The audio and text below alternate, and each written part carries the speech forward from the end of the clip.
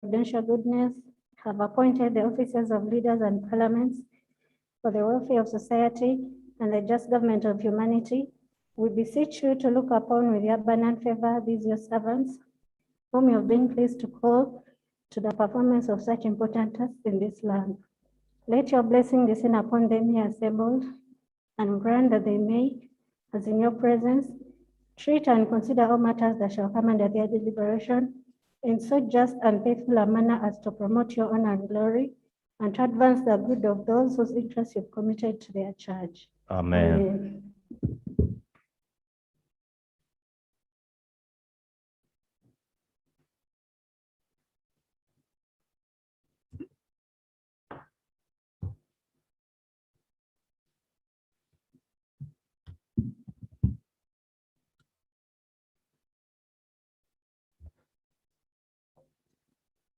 Item number 2, communication from the chair. Honorable members, I welcome you to the sitting. Death has again struck in the parliamentary household. I have learned of Mzee Matthias Ngobi, who is reported to have rested at the ripe age of 99 years.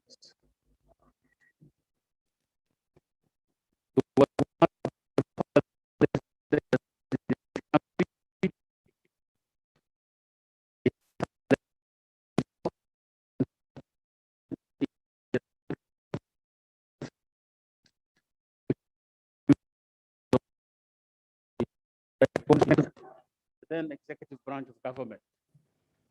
He was a member of the Third Parliament, National and Minister.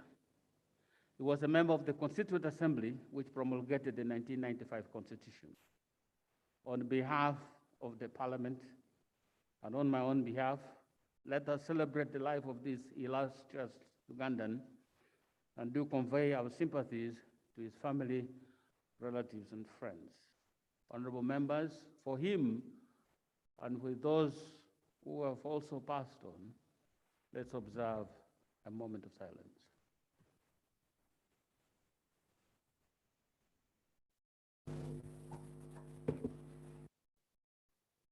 May his soul rest in peace.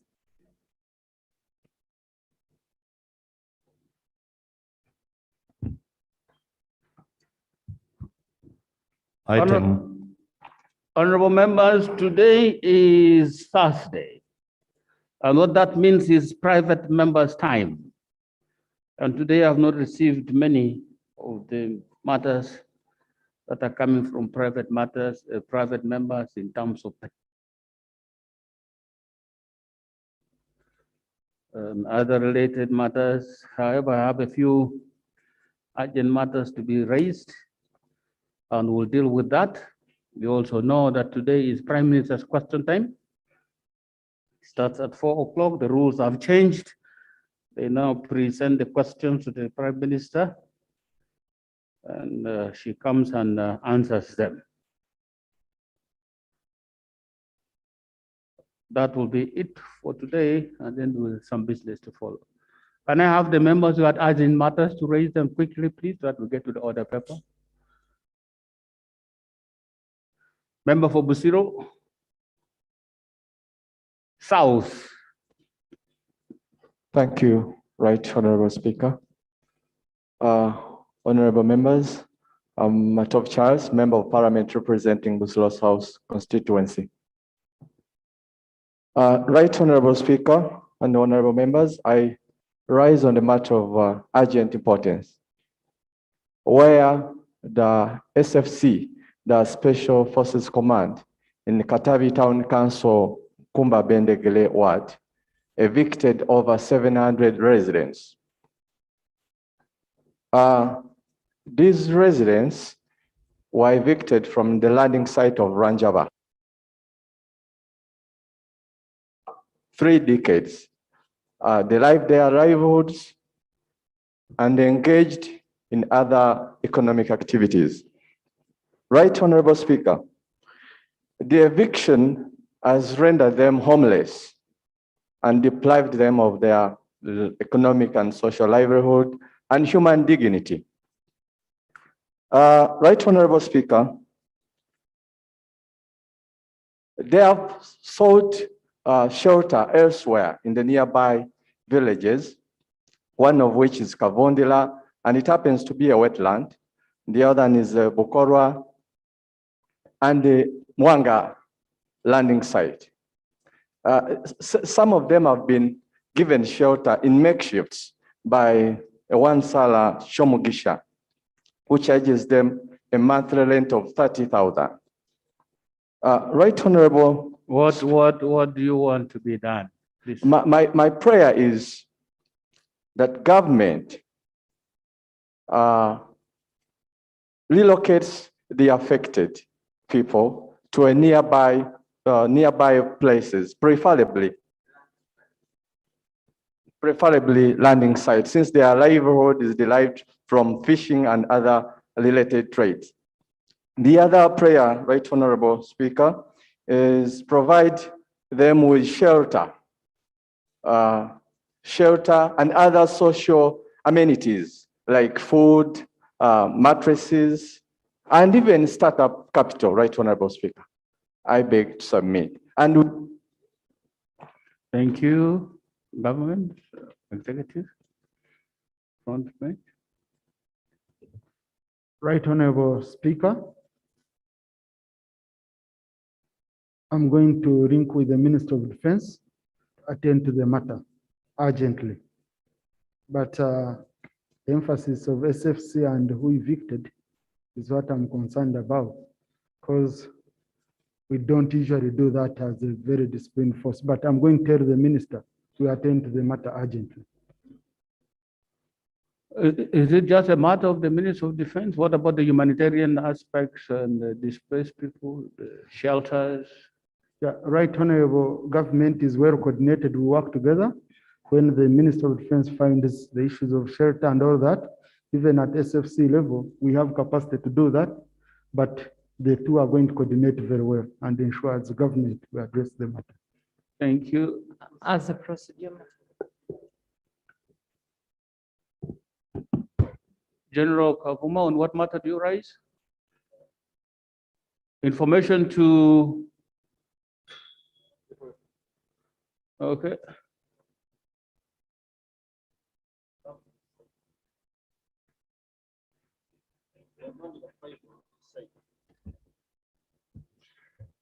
Thank you very much, Right Honorable Speaker.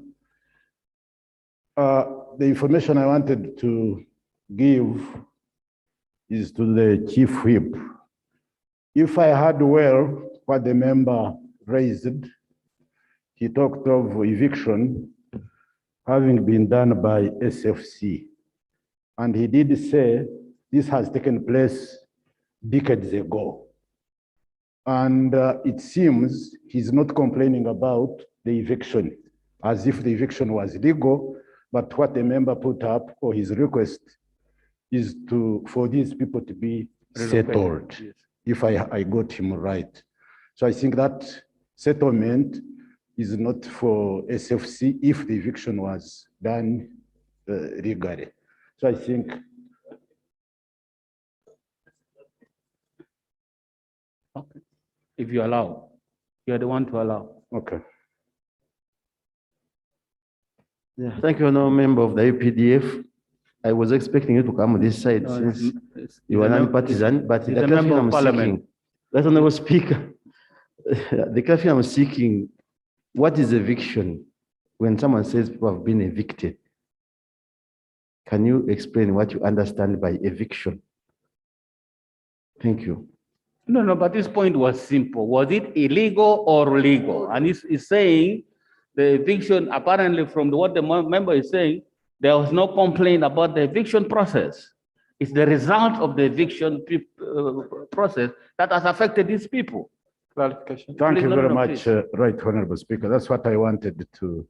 I think a different authority would be contacted, as said by the government whip, to settle these people who are may be suffering. Thank you very much, Right Honorable Speaker. Think, honorable members, if an eviction can be legal. There are illegal evictions, but then there are also legal evictions. So the word eviction itself, of itself, does not mean it is a negative thing. If your tenant does not pay you rent for many years, you can. Thank you, Mr. Speaker.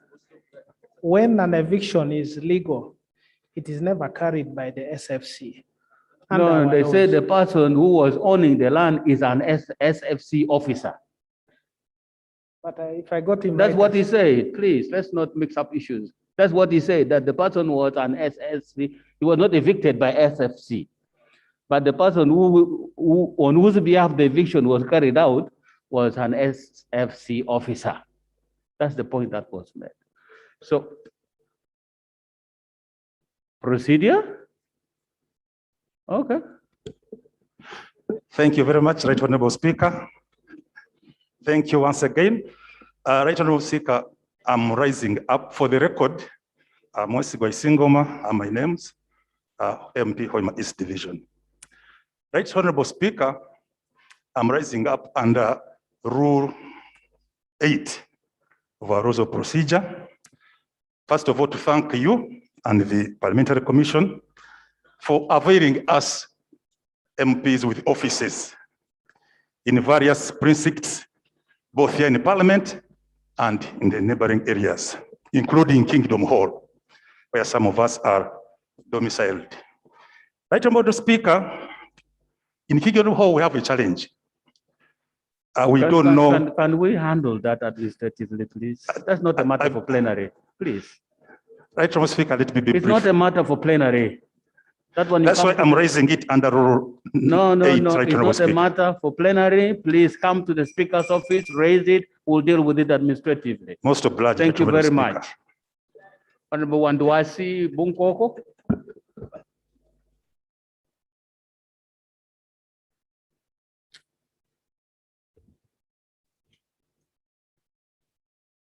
Thank you so much, Honorable Speaker. I want to welcome you back to your seat. Mr. Speaker and honorable members, I raise up under Rule 54, Sub-Rule 2, to report about the state of road carnage along Mbale-Toro Road, and this is between Busia County Council, the place called Buluche, because of the two sharp corners of the hills that are divided by River Manafa. Wear the mask properly. Okay. Wear the mask properly. Oh, I wear it. Thank you, thank you. That means you should cover your nose as well. Thank you for correction, Honorable Speaker. Honorable Speaker, this stretch that I've just mentioned is very narrow and has very sharp corners. It has a very narrow bridge, which is very close to the National Waterworks Station. And Honorable Speaker, it has become a death trap to both motorists and pedestrians. Over the past 3 years, it has claimed the lives of over 100 people. Honorable Speaker, the latest road carnage happened on the 11th of July, 2021, whereby a speeding Tata truck registration number UAR 536R from Tororo, loaded with cement, Honorable Speaker, rammed into 6 people, killing 4 of them instantly and severely injuring the rest at Manafa Bridge. No wonder, Honorable Speaker, these were from the same family of Mzai Wabwire John of Rongoro Village, Bonashimalo Parish, Bukia, and the sub-county Bungos of the constituency. Honorable Speaker, these were innocent people who were coming from their garden. And allow me to mention the names of the deceased. One was Maimuna Ivan, aged 25 years, a son. Second was Onyai Boniface, aged 13, a son. Muhwana Jackson, aged 12, a son. And lastly, Haaka Juliet Mutonyi, aged 23, a daughter-in-law belonging to the same man. Honorable Speaker, it is however important to note that this road serves the country as one, an export and import route for goods between Kenya. No, Honorable, now you are going Uganda and please stick to the urgent issue. What is the matter with the road? The road is matter narrow, it's therefore, killing Honorable people. Speaker, Give it to government to the deal with. matter therefore, Honorable Speaker, as a leader hailing from Bungo South constituency, I would pray that because of the sharp corners in Buruche, around the Buruche area, that this road between Busia Town Council and Busoba be considered for reconstruction to minimize or totally avoid the two sharp corners. Two, widening the road and creation of climbing lanes, Honorable Speaker, as you slope from Bale Town towards Tororo, and also as you come from Tororo, at least the climbing lanes be constructed. Then also, Honorable Speaker, my prayer again is that this bridge be widened. The bridge seems to be so narrow, and also reinstallation of the road signs that can warn the trucker drivers who drive from Mombasa, Tororo, along that road. Honorable Speaker, with that, I just want to allow me to submit this report as I lay it on the table, Honorable Speaker. No, it's an urgent matter, it's not a report. No. It has been received. Don't worry. Urgent matter received, please, the executive front bench, road carnage, whole family wiped out, works. Thank you very much, Right Honorable Speaker.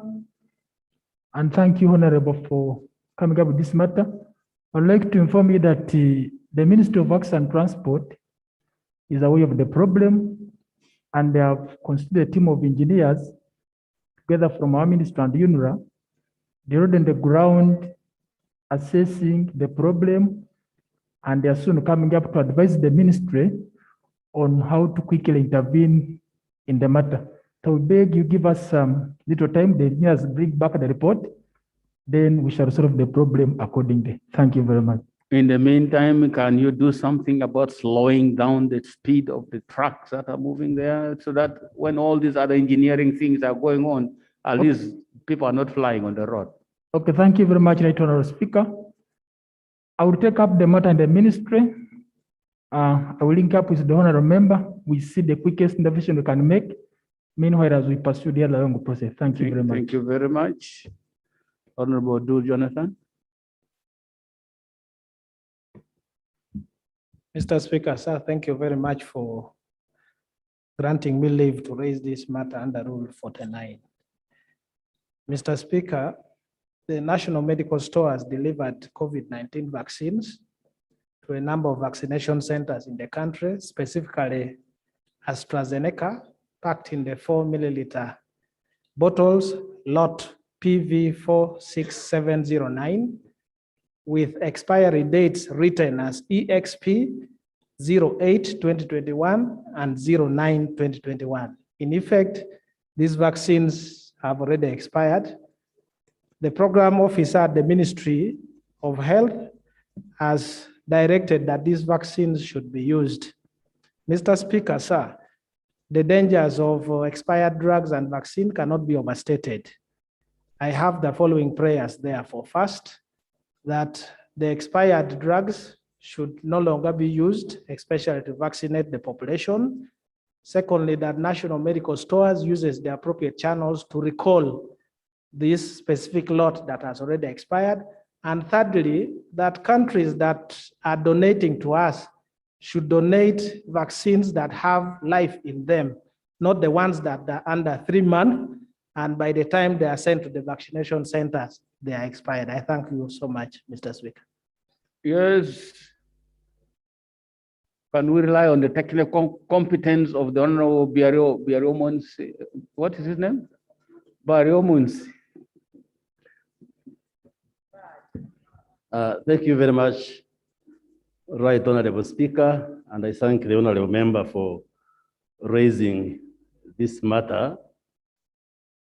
As a government of Uganda, through Ministry of Health, we are usually conscious about the shelf life of drugs, medicines, and other pharmaceutical products which come into the country.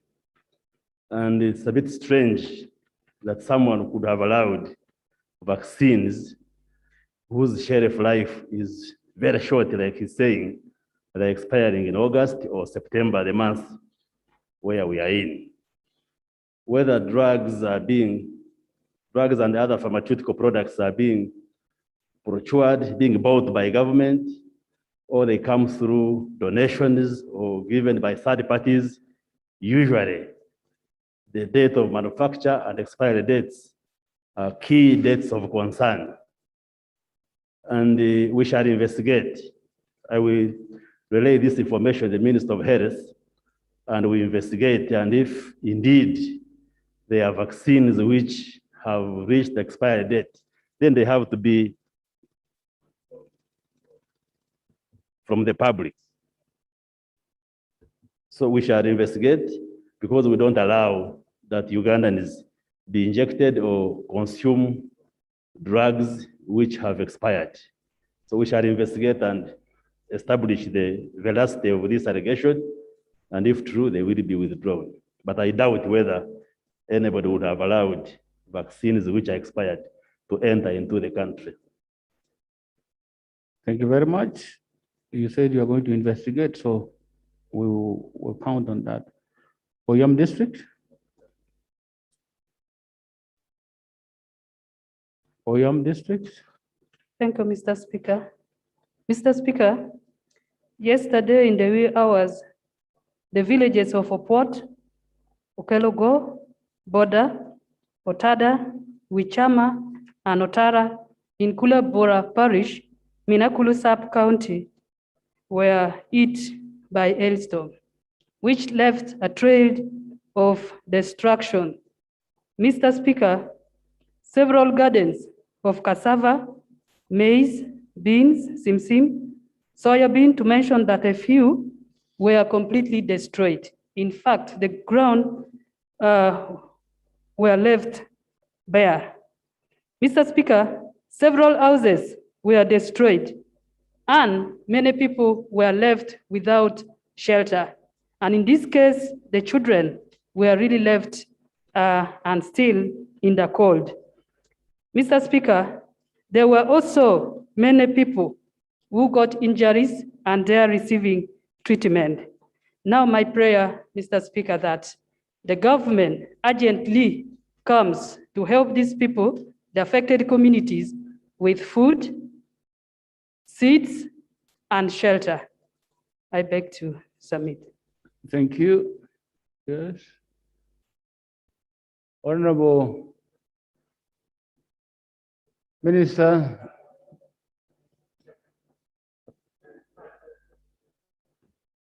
My sympathies with my colleague for that occurrence. It is happening almost everywhere in the country. I have a report which I'll give.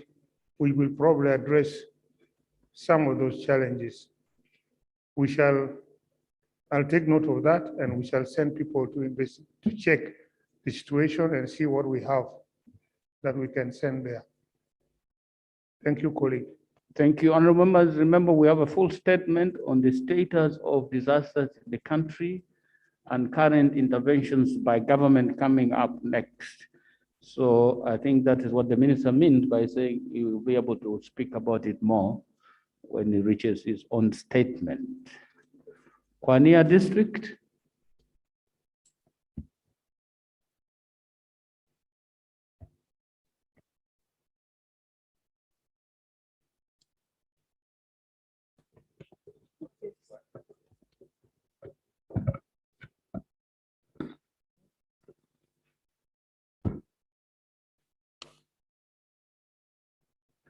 Kwania? It's okay. Thank you, Right Honorable Speaker. My name is Ken Auma. I'm a member of Parliament for Kwania District. I rise on a matter of national importance regarding flooding in Kwania.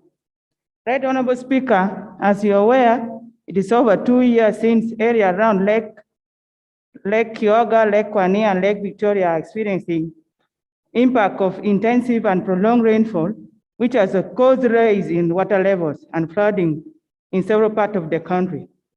Last year, the Minister of Water and Environment predicted this flooding to continue this year. What is very surprising, Right Honorable Speaker, is that The government has not taken any concrete step or action to avert or support those that have been affected. Release. My constituency has been affected by these floods. We have roads that have been submerged by the floods, people's houses, gardens. The 4 sub-counties that have been terribly submerged by these floods are Nambieso, Ayabi, Chawente, and Atongtidi, which are in their need for humanitarian support in form of medicine, food, clothing, and shelter to the affected person. Right Honorable Speaker, it is against this background that arise on a matter of national importance to inform this House that the terrible situation of the people of Kwania are in their needs. Another part of Ugandans are affected by these floods due to high water rise level from River Nile, Lake Victoria, Lake Kwania, and Lake Kyoga. Right Honorable Speaker, these are my prayers that the responsible minister and technical team to go on the ground and do assessment on the affected areas and come up with a concrete action and solution to avert this situation. That the Minister of Disaster Preparedness under the Office of the Prime Minister relocates the affected community from the lake shores, and affected communities be provided with basic needs like food, relief, blanket, mosquitoes, medicine, as it has been done in Kasese. That the government needs to give extra consideration to the affected districts in Lao sub-region, like Amolatar, Doholo, Kwania, and Apache, for sustainable settlement and protection from disaster. I beg to submit, Right Honorable Speaker. Thank you very much.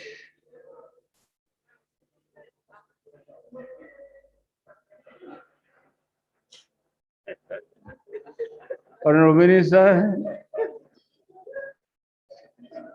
Thank you, colleague, for that information, additional information. As I mentioned yesterday, areas around all our lakes are really flooded because the lake has gone beyond the level where it used to stop. It's not only Kwania or Dokolo, which are around Lake Kyoga. It's on both sides, even on Nakasongola side, the same problem, etc. And if you go to Ntoroko is even worse. There are about 3 sub-counties where people are out. They are now squatters. They are in IDP camps because their homes are flooded. Schools have been taken. Health centers, which are newly built, are all flooded. The problem is big. I wish we could divert half of our national budget first to tackle disaster. Then we shall be able to rest. Thank you. Thank you very much. Honorable Kai Bob.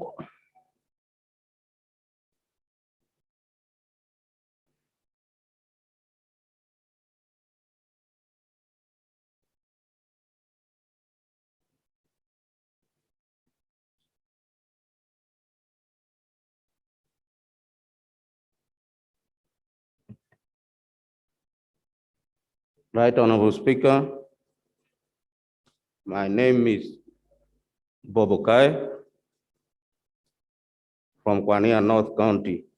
I rise on the matter of public importance regarding Masindi Port Ferry. So Speaker, Masindi Port Ferry has stayed now for some time, and this ferry can only take 4 vehicles at a go. The ferry is too old. It breaks down every other time. And because of Ruekunje, Apache, Lera Purana road project, traffic has now increased on this road. I happened to move there on Friday morning at around 7:30. I got 30 vehicles waiting. I was number 30. And yet this ferry can take only 4 vehicles. at a go. So it is a concern to the people who use this road. I want to bring to the attention of this House that this ferry needs to be replaced. I want to urge government to procure at least a new ferry and a better one, which can take more than 4 vehicles because of the heavy traffic. I also want to call upon government to speed up on the issue of constructing the bridge, which government has already started the process. I beg to submit. Thank you, Works.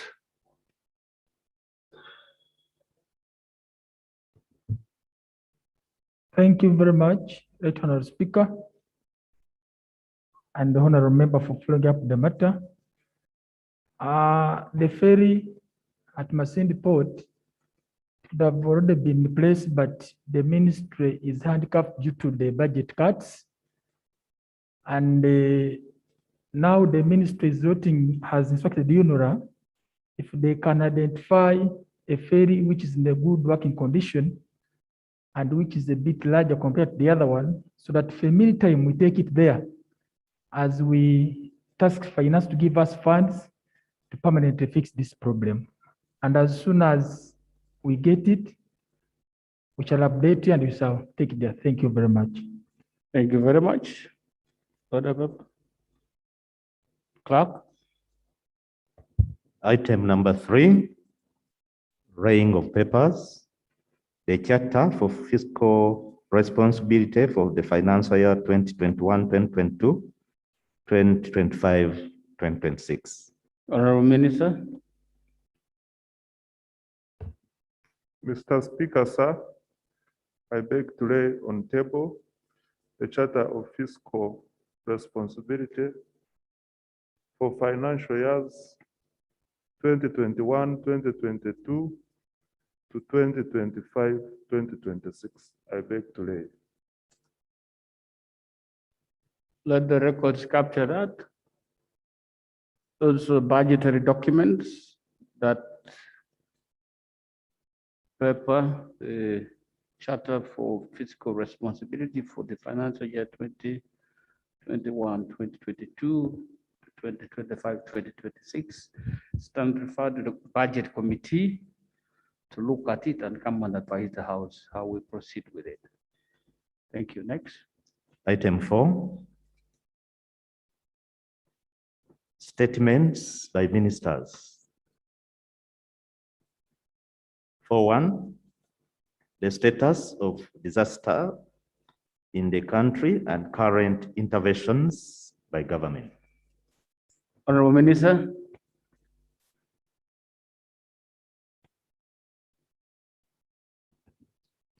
Thank you, Right Honorable Prime Speaker of Parliament, colleagues. I'm sadly reading this for your information. The status disaster in the country. The information paper seeks to address this Parliament on current status of disasters in the country, effects on livelihoods and service delivery, and response interventions by government towards this various disasters across the country. Right Honorable Speaker, as you may be aware, the country has been affected by torrential rains that led to flash flooding and rising water levels in various parts of the country during both the first and second rain season of 2020. This phenomenon led to inundation of human settlement and other livelihood activities located at the shores of Lake Victoria. In Kampala, Wakiso, Mpigi, Kalungu, Masaka, Rakai, Buikwe, Mayuge, Namayingo, and in Lake Yoga, Nakasongola, Kayunga, Buyende, Amulata, Serere, and Apache.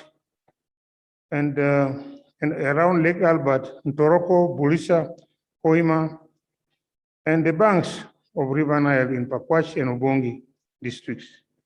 Despite the government efforts to resettle the affected communities since 2020, scores of the population still remain either in displacement or at high risk because a slight increase in rainfall always triggers a rise in water levels in the above-mentioned cases.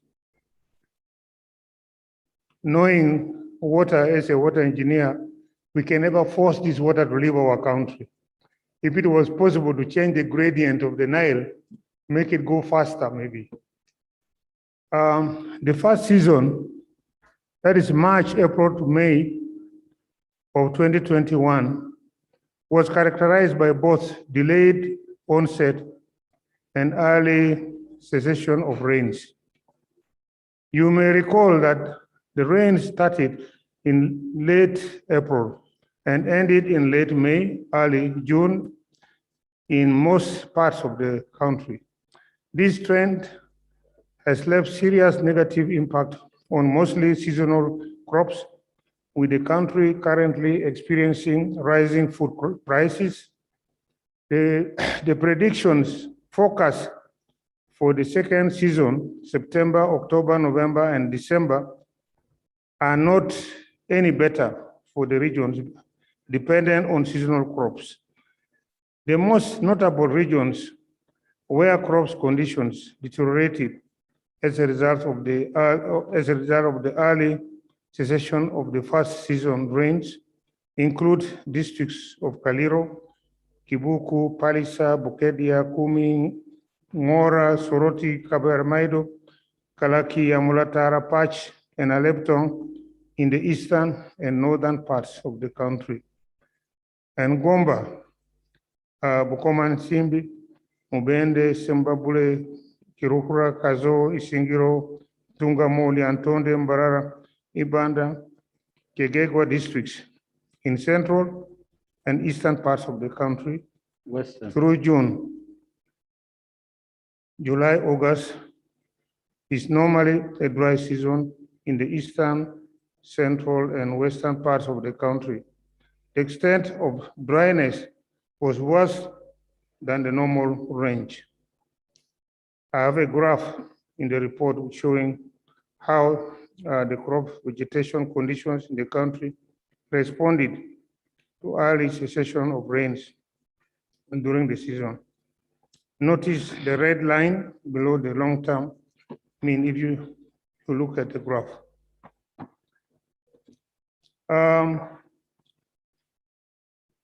The food security and nutrition assessment recently concluded in Karamoja by the Office of the Prime Minister, Ministry of Agriculture and partners, equally reported acute food insecurity status with 361,300 people, representing 30% of the population of Karamoja. This calls for immediate action by the House in the food insecurity threats in Karamoja. If it is to be addressed. As the country prepares for the second season, Kabale, Kasese, Bundibujo, and Toroko districts are already experiencing a mixture of floods and landslide that are affecting both livelihoods and critical facilities, as highlighted in the report. The effects of the current disasters in the country can be reflected as follows. All these events have been unfolding alongside other isolated disasters such as fire outbreaks, hailstorms, and lightning, among others, and all together contributed to displacement of 186,525 persons in 27,629 households by the end of July 2021. In August 2021 alone, 36,406 persons from 8,775 households have been affected by disasters, mainly floods, heavy rains, and hailstorms. Out of these, 1,392 persons from 232 households have been displaced in August. Cumulatively, a total of 222,930 persons, representing 36 and 404 households, have been directly affected by disasters from January 2021 to date. In the year 2020 alone, natural disasters caused Uganda an economic loss amounting to Uganda shillings 563 billion, actually over 563 billion. That's approximately $152 million. This was equivalent to 0.42% of the national GDP. The economic loss was distributed across 7 key sectors, namely transport and infrastructure, mainly roads and bridges, occurred, got affected, the losses were 206.7 billion. Commercial and residential housing, about 154.2 billion. Agricultural losses, 77.37 billion. Education, destruction in schools and educational facilities, 35.44 billion. Environment and natural resources, equivalent of losses, were over 33 billion. Health facilities, health centers, and so on destroyed, about nearly 31.8 billion. Water and sanitation affected, structures affected, equivalent to 23.8 billion. A total of 82 districts out of 135 were affected. In addition to the above natural disasters was the COVID-19 pandemic. It must be noted that COVID-19 impact on the country's food security is mostly positive, since it pushed many people into agriculture, despite the erratic weather patterns highlighted above. Although the same cannot be said for the urban dwellers, whose source of food is mainly cash purchases, because their sources of income were restricted by lockdowns. The above disasters, therefore, continue to negatively affect people's lives and livelihoods. In Kayunga, Bulisa, Ntoroko, and Nakasongola districts, for example, the rise in water levels push the lake shores and wetlands boundaries exponentially inland up to 3 kilometers in some areas, invading farmlands, garden protected areas, submerging infrastructure, landing sites, docking stations for ferries, human settlements, leaving a trail of destruction, including displacement of entire villages. The flood affected population lost food crops, livelihood sources, and houses. Social service delivery was greatly disrupted by enormous damage to roads and bridges, health facilities, water points, education institutions, among others. From the rapid needs assessment done, it was noted that there is great need for safe water supply, sanitation, nutrition, health services, food assistance, and non-food items such as mosquito nets and blankets that were affected persons, especially in the IDPs. Response intervention by government are as follows. To respond to the needs of the disaster victims, Cabinet approved emergency relief funding to support the relief needs of affected Ugandans. Ministry of Finance has been releasing the funds in installments, and even though not adequate to meet the enormous needs, the funds have enabled Office of the Prime Minister to continuously come to the rescue of the most vulnerable Ugandans. From among those affected, they are some most vulnerable, through provisions of relief food and non-food items, and will continue the effort as more resources are availed. Between July 2020 and July 2021, Office of the Prime Minister had distributed relief food and non-food items, totaling to 3,655,800 kilograms of maize flour and 1,226,800 kilograms of beans, 13,400 kilograms of sugar, 6,900 pieces of iron sheets, 35,730 pieces of blankets, 23,770 of jerry cans, 33,275 of tarpaulins, 23,800 pieces of mosquito nets, and 2,540 pieces of basins.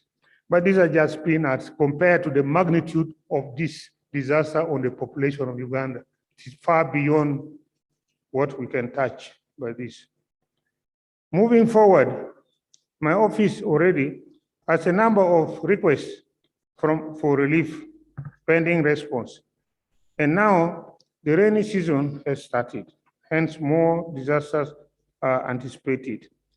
In the short term, therefore, there is need to continue to supporting the disasters victim with distribution of targeted food assistance, provision of cash transfers where necessary, agricultural inputs, seeds, seedlings, fertilizers, tools, where possible, to restore, maintain food security and nutrition-sensitive production capacity, support to storage, transformation, and marketing of essential food production.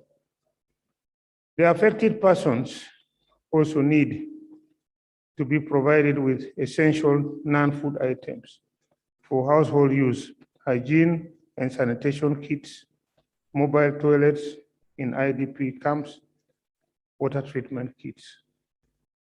In the medium term, there is need to undertake a joint early recovery needs assessment to obtain clear and reliable data on early recovery in the affected communities and households. This then will be followed with quick impact and response to enhance early recovery in affected communities and households through funding in small impact community projects. There is also need to promote climate smart agriculture and improve agriculture practices and technologies, including use of meteorological information for food production and fast maturing nutritious food, and upscaling disaster risk financing in drought-prone communities. In fact, in short, all these disasters needs multi-sectoral approach and not just this small office in the office of the Prime Minister. My office, therefore, my office together with Ministry of Agriculture and partners launched the IPC report on the drought situation in Karamoja and now need resources for Karamoja drought response to mitigate loss of lives and suffering. I also need resources to fund a detailed resettlement strategy for the 30,338 IDPs, because I need this fund so that I can secure land away from those flooded areas, like in Toroko, in around Lake Kyoga, etc., and get the population shifted to drier places. The cost of doing that, we have estimated at 120 billion shillings. The management committees in the local council to fully function during the needs assessment and distribution of emergency relief, coordinating and managing disaster issues, including displacement induced by disasters. Yesterday, somebody raised a question that actually the districts don't have capacity to verify this disaster program. I think we have taken note of that. We shall try to find a way of empowering the district. If I could get some concerned officer in every district, empower them with motorcycles, at least run around to get the information to feed our offices on time. It will be, of course, we shall need a little budget for that. In the long term, development priorities need to be accelerated. That is increased production and value addition chains, sanitation, access, and safe water, health, and childcare. There is also need for more predictable safety nets and interventions, improve post-harvest handling and storage for households to keep food stock through to the lean season. These are all in partnership with agriculture. We work on that. District local government must enforce physical plans and environment laws to prevent people from settling in protected areas and in close proximity to river banks and lake shores. It should be noted that some of the persons affected by rise in water levels were settled in zones within the gazetted boundaries of the river. Actually, we shall have to combine with the Ministry of Environment to ensure that they demarcate where the water level now is reached, so that nobody in future can build beyond that. Because if the water level is stretched to about 2 kilometers from the shores, then let that be marked so that the population are aware how to manage that area. Finally, or lastly, deliberate measures must be in place to restore damaged mountains, ecosystems, and mitigate environmental degradation in order to mitigate disasters like landslides and flood. These disasters happen mainly in Lake Elgon area, around Bududa and all those surrounding districts, Mamisindwa and so on, and also Kasese, where currently these flash floods with boulders of rocks rolling down the mountain is destroying the lives of our people in Kasese. And so all those who need to be reorganized, the population have to be resettled. Really, there must be human settlement plan, national human settlement plan that will take care of such situations. Because when people now degrade the mountains, very stiff mountain like this, you find some houses up on top of it because of lack of land. And they keep, removing all the forest, the trees, they plant only crops there and the place is open. The rain pour would then, with those weakened rock base, rolls down those rocks. As I mentioned yesterday, some rivers are now rock bed. It's not just sand bed, they are rock beds. And those rocks, when they come down, they destroy homes, destroy people's lives. So really, I'm begging that together with the Ministry of Environment, we must have comprehensive plan how to really reorganize these areas. So I think briefly,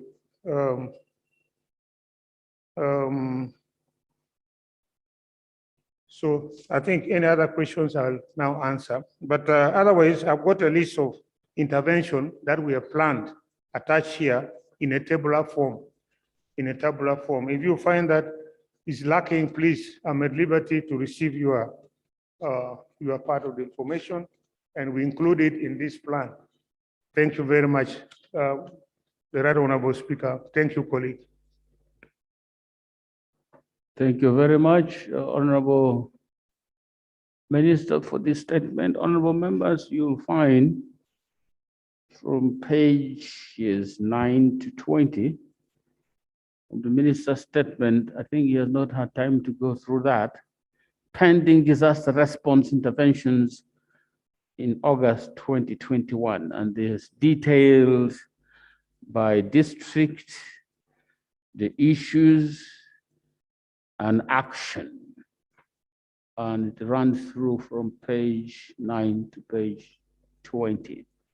So you might want to cross-check there and see if it's not captured there. That means it's not in the government systems. You need to probably find a way of raising, maybe not now here, but even by cheat, the minister, I'm sure they'll be able to incorporate. Honorable members, and our rules of procedure, this statement attracts a debate without a decision. So it's a debate on the minister's statement, but there's no decision required. Procedure matter. Can we proceed with the debate, please?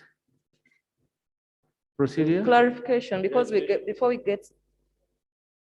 Procedure? Yes. Honorable Speaker, thank you. Through you, your chair, let the ICT team on page 4 provide for us a colored graph. It's talking of red lines, yet we have a black and white graph. Thank you, Speaker. Thank you very much. Yes, Pakwach district should start this debate. How long do we take each? Or they're not, you're not very many. So remember, the Prime Minister is here 4 o'clock. We start the Prime Minister's question time, and after that we resume if we are not able to finish. This debate attracts 1 hour, and our rules, and the 1 hour starts now from Pakwach district. Hi, thank you, Right Honorable Speaker. I want to take the opportunity to thank the Minister too for the report, and I want to thank the Minister of Disaster for partly responding to some of the disaster needs of the people of Pakwach, especially the fact that we've been flooded for about 2 years now. Right Honorable Speaker and members, I think the issue of disaster in this country needs to be taken a little bit more seriously, and we need strategic decisions to help the ministry. Right Honorable Speaker, I want to concentrate on the part of floods. For about 2 years now, a great part of this country has been flooded. And like the minister has rightly stated, this has gone beyond the river banks or the lake shores. It is therefore time for Ministry of Water and Environment to surely demarcate. But as they do that, Right Honorable Speaker, we have people who have lost their socio-cultural heritage. We have cases where villages have been submerged, graves have been submerged. In my culture, it is terrible to have the grave of your great-grandfather or even your child be swept away. It is a taboo. Therefore, it is now time that since we have started the budget process, that we as Parliament should consider giving the Minister of Disaster appropriate funds to purchase land so that our people have been flooded and are now sleep where have taken refuge with relatives can be reallocated and settled. Right Honorable Speaker. Secondly, it is common knowledge in this country how much we have degraded the environment. The minister has mentioned one, the hills in the Elgon, but we have a lot of vegetation that have been destroyed for charcoal making, for agriculture, for animal production. Right Honorable Speaker, I do recall in the 10th Parliament, you promised members of Parliament that we shall be given tree seedlings. Can we as Parliament take a deliberate effort to restore the vegetation of this country that has been greatly. No, you're already Thank off you. the. By Right Honorable Speaker, walking the talk by members being given tree seedlings so that we can go and plant along the river shores and many other parts of this country. Right Honorable Speaker, I thank you. Thank you very much, honorable members. Let's share the time because at exactly 10 minutes after 4, we stop. Because that will be Prime Minister's question time and we'll have taken 1 hour debate. So let's share the time. Don't take too long. It's Buvuma, Ireland. Thank you very much, Right Honorable Speaker. And I want to thank the Minister for that response. Right Honorable Speaker, the Honorable Minister is Minister for Disaster Preparedness. And it should not be seen, we normally appear to be lamenting. In preparedness, you don't lament. Mr. Speaker, disaster can be a blessing in disguise. I've seen the minister has noted he has distributed over 3 million kilograms of bushel and over 1 million kilograms of beans. I would be much interested to know what is actually in store. That is what shows preparedness. Because the rains have started. So we expect more calamity. And we have the Minister of Finance here. So the disaster preparedness should be working together with Minister of Finance. We normally import food. Last time, OPM had no choice but to import food. And we imported beans from Malawi. Last time we distributed food. When there is a bumper harvest, like the minister has indicated, that because of COVID, people went back to the villages. So we expect a bumper harvest. How prepared are we as a government or as the Ministry of Disaster Preparedness to buy off some of this food so that we put it in our silos, so that that same food can then help us in times of difficulty. If our food continues to be exported in terms of bumper harvest to Kenya, then we export back, we import back maize bran, we are importing posho, importing beans. We are actually stressing our economy. So the best would be, Honorable Minister, and we have always demanded, this is actually finance, we have always demanded that when are we going to revive the regional silos so that these are actually the fallback position in times of need. So, Right Honorable Speaker, going by the minister's submission, where 552 billion has been spent on disaster, which is 0.2% of GDP. This does not only call for response from Minister of Disaster, but also from Minister of Finance. We are talking about losing money here. If 130,000. Microphone. And Right Honorable Speaker, as we continue to lament about and complain about floods, there are also people who don't have water. And it is this same water that we should plan really to harvest. Some of this water should go into our farms so that we harvest throughout the year. So we should take advantage. God has brought us disasters, and this can be a blessing in disguise. Let's learn from our past mistakes. Thank you very much. Thank you. Yes, Honorable. Thank you. Thank you, Right Honorable Speaker. I want also to thank the Minister for the comprehensive report. Right Honorable Speaker, I just want to inform the Minister and the whole House going through the report. Honorable Minister, there is a disaster in Bundewujo that I have reported here before that is always mistaken for landslides. But this disaster is land subsidence. I reported here, a team of experts were sent to Bundibujo and they compiled a report, a very good report.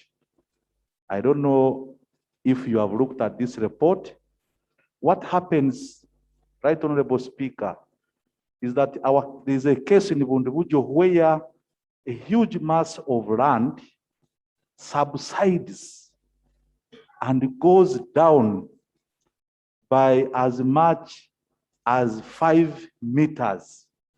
And some of these land masses that have subsided, water has come up and they are forming lakes.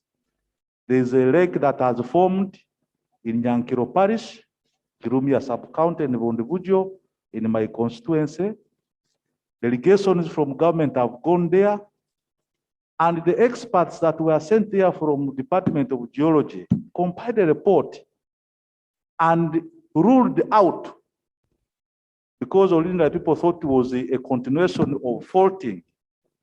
They ruled out faulting and said there is a lot of water underneath that is eating up the ground, and because of that, space is created and forces of gravity force these land masses to sink and create those depressions. A number of people have been displaced, and what they recommended, they said actually government needs to do much more study, do a geohazard mapping, because this is going to continue, so that people are aware how far this is going to be, so that those people can be relocated away from those areas.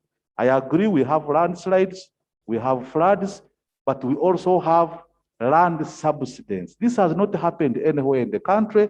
I invite you, Honorable Minister, and whoever is concerned, to come to Bundibujo and see what is happening. We are getting a destruction of infrastructure like roads. We have now a whole 2 sub-counties that are completely cut off, because when this land subsides, there's a cliff that is created and the district cannot afford to maintain those roads. I thank you, Right Honorable Speaker. Thank you. Honorable Shabe.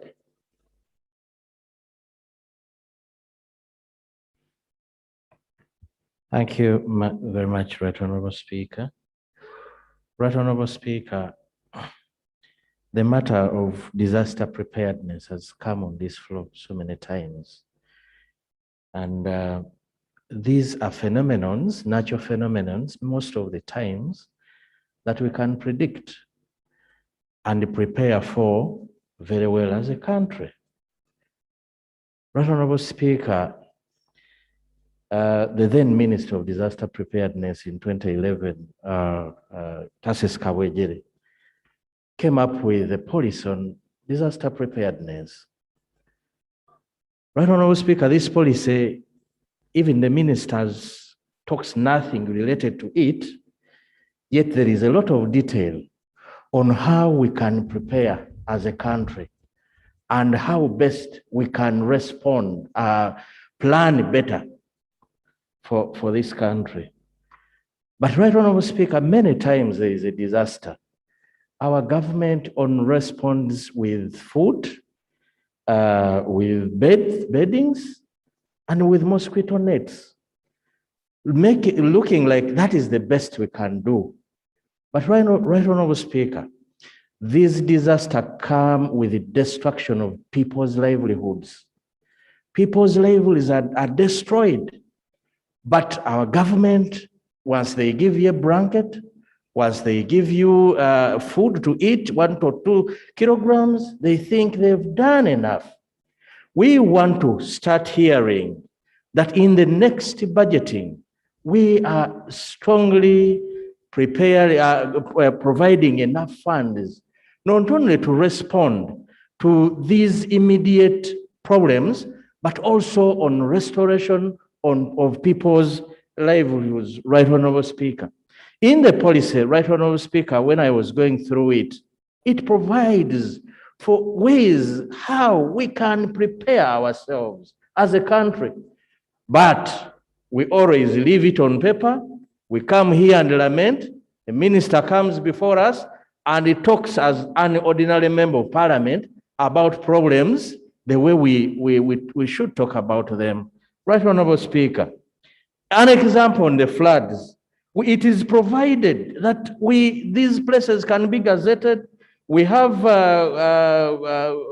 we need to be creating restoration of wetlands, gazetting flood basins, and this is quite a lot. And these are some of the things we would be hearing the minister either soliciting money from this house to attend to them or doing something that tomorrow we'll do that, because we know we'll do that anytime it will have problems. We know these places, Right Honorable Speaker, we need concrete plans before this house that when these things happen, we are ready to respond. Thank you very much, Right Honorable Speaker.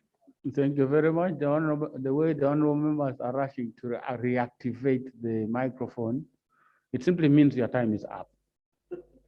So please don't engage it again. Luero District. Thank you, the Right Honorable Speaker. First of all, I want to thank the Minister for the report.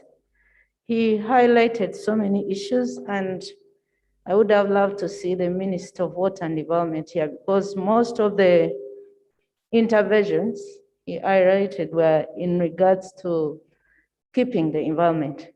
Right Honorable Speaker, we used to think that floods only occur in the mountainous areas, but of recent we've had floods in low areas like Nakasongola, as near as Chibo, it was flooding.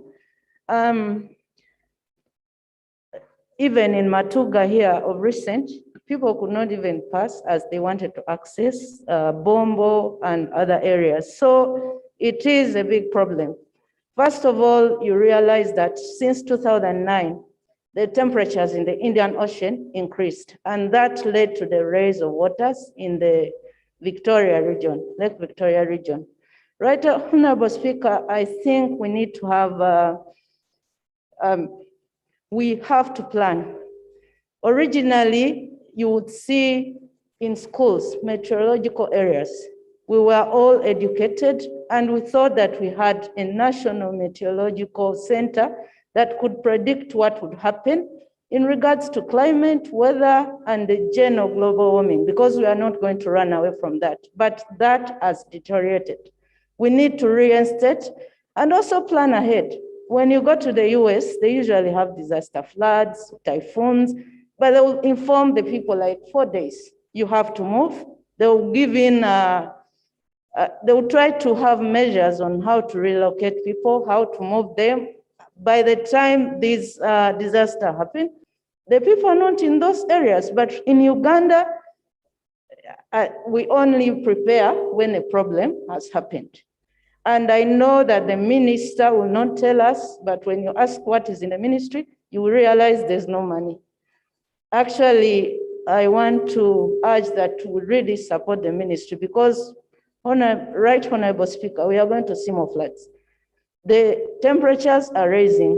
This is common knowledge everywhere, and we are going to see more floods. But so we need to support the ministry and also urge the Minister for Water and Environment to present a report on what are they planning. He said that people must move away from the lake areas. He also said that we must see that the environmental rules are observed. They are not observed in this country. If you took Entebbe Gulu Highway, you will see that most of the factories are being constructed in wetlands. Thank you. Yes, can I have the honorable lady at the back?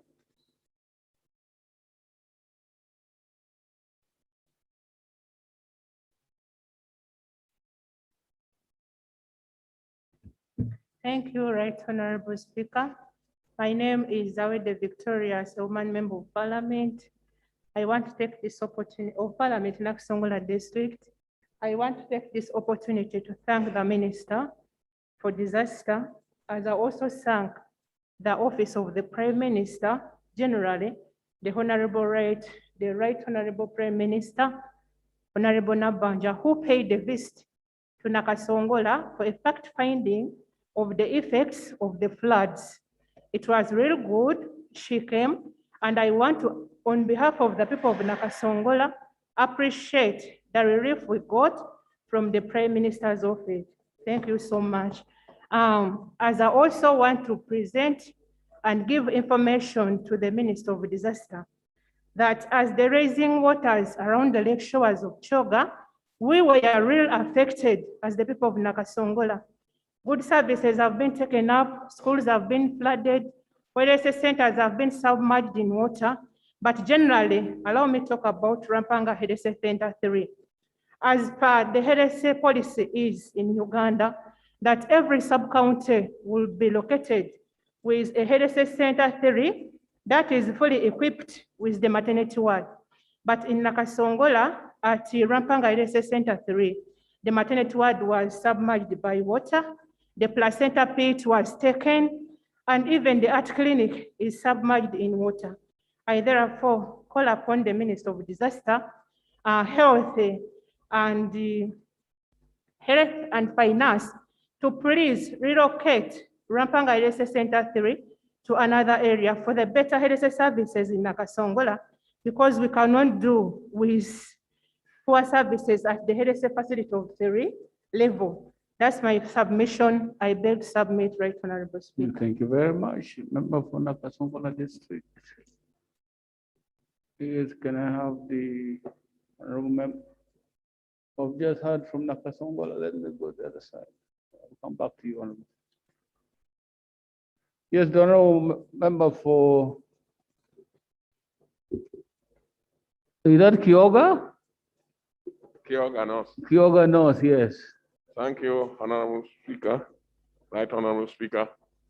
For purpose of record, I'm called Olomo James, Member of Parliament for Kyoga North. Right Honorable Speaker, I wanted to add additional information to the Minister of Disaster. As you are aware, Amolata district is the only peninsular district in this country.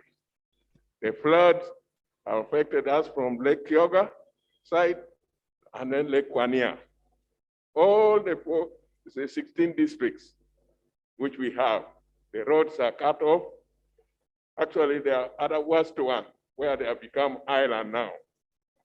So my prayer is that there are 3 places that we are using boats. The MPs have bought boats for their people, but we don't have motor engine. If you have any 3, please assist us with that. 2, the Minister of Works. All the roads have been cut off in the 16 sub-counties. We need diversion. The district does not have enough funds to do that. I'm requesting that you visit me and you see what I'm talking about. Another one is to the Minister of Energy. 25-kilometer electricity line is in the lake, and that is a time bomb for us. If they fall, you will hear many die. So I request the Minister of Energy to send a team down. That line needs to be diverted. I beg to submit.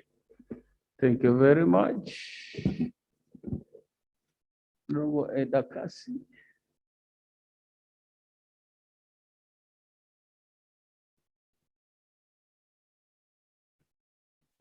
Thank you, Honorable Speaker. For record purposes, my name is Anthony Esenu, a Member of Parliament for Kapelebiong, and this happens to be my maiden speech as well. I would like to congratulate you and welcome you back to the House and all the members for being elected. I stand here to raise my voice and add to the previous speakers on the issue of disaster.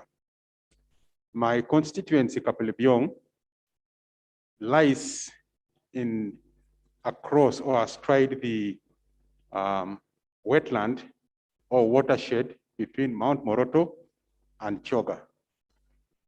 Whenever there's rain, 4 out of 3 of the sub-counties, 4 out of 7 of the sub-counties end up underwater. Now, the issue of water is very strange. There is flooding, but also there's water logging. And so, Right Honorable Speaker, as the Minister of Disaster is talking about how to respond to the issue of floods, I wish them to include the challenge of water logging, which goes hand in hand with the floods. The water logging precedes and goes beyond the floods themselves. And we are annually affected to the point that close to 2 of the sub-counties are permanently displaced for about 3 to 4 months. Roads are cut off, transport is impacted, services are not delivered, and the cost of service delivery goes very high. So on that note, I want to request them to put that into their programming, to come and see how can they address the issue of water logging. We want to pray that the ministry will consider the impact of this water logging on the houses. Last year, the entire police department had to be relocated in Kapelebiong because the houses all began to collapse and began to have water coming out of their compounds. So in that case, if they could consider the issue of the kind of structures we need to construct in such areas would be very key. The issue of putting up proper roads. Right now, as the rains are becoming prevalent, we cannot travel in about like 3/4 of the roads are inaccessible. And so I join to request that the ministry to consider how do we address the issue of roads for my community. Hospitals and health facilities are equally affected, so are the schools. So I beg to add that as you are preparing a response for the whole country, consider places like Kapelebiong and Amuria and Katakuchalai within that watershed between the high and the low-lying areas. Thank you, Honorable Speaker. Thank you very much. Yes, Nakasongol again.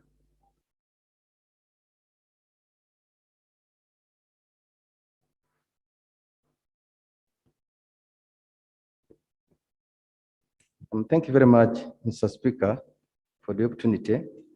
I want to thank the Minister of Disaster for the presentation or for the report.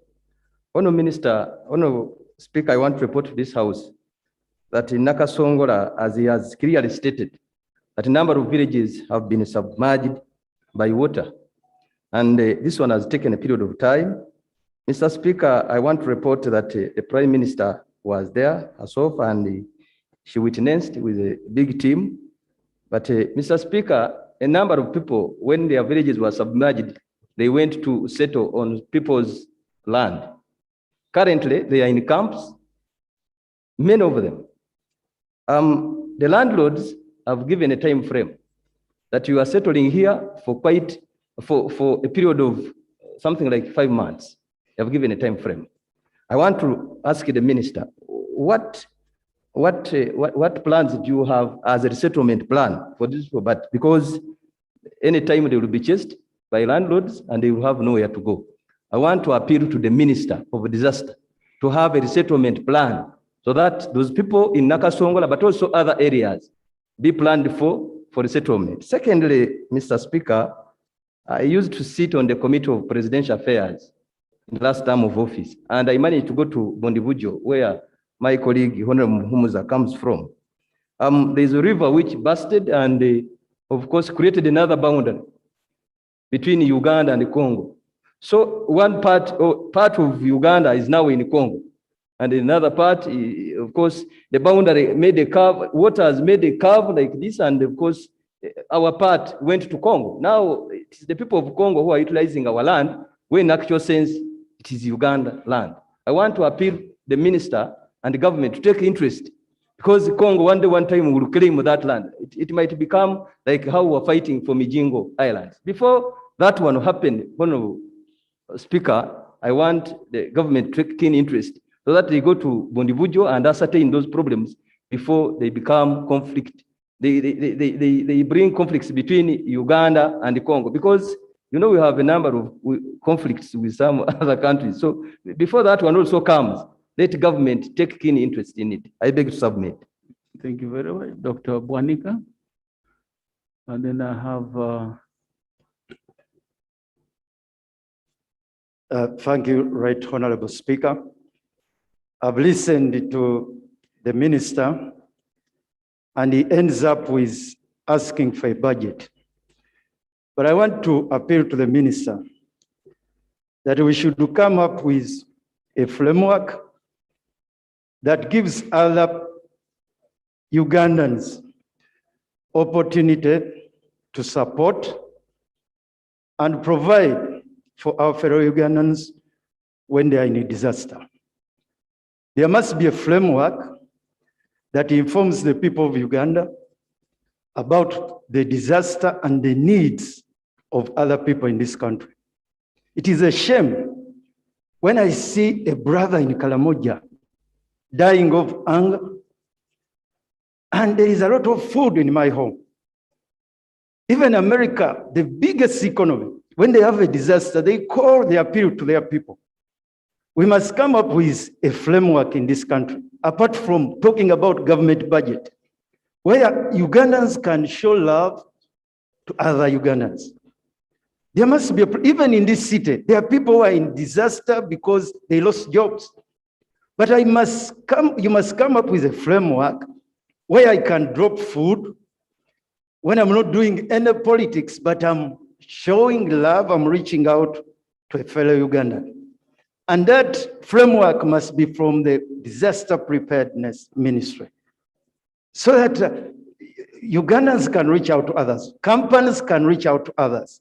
And that can only come from your ministry, Honorable Minister, to inform Ugandans, to tell them about the needs, so that we can contribute in addition to the budget that you are talking about. I beg to submit. Thank you very much.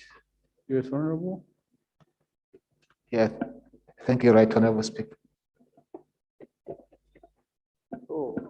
Yeah, thank you, Right Honorable Speaker.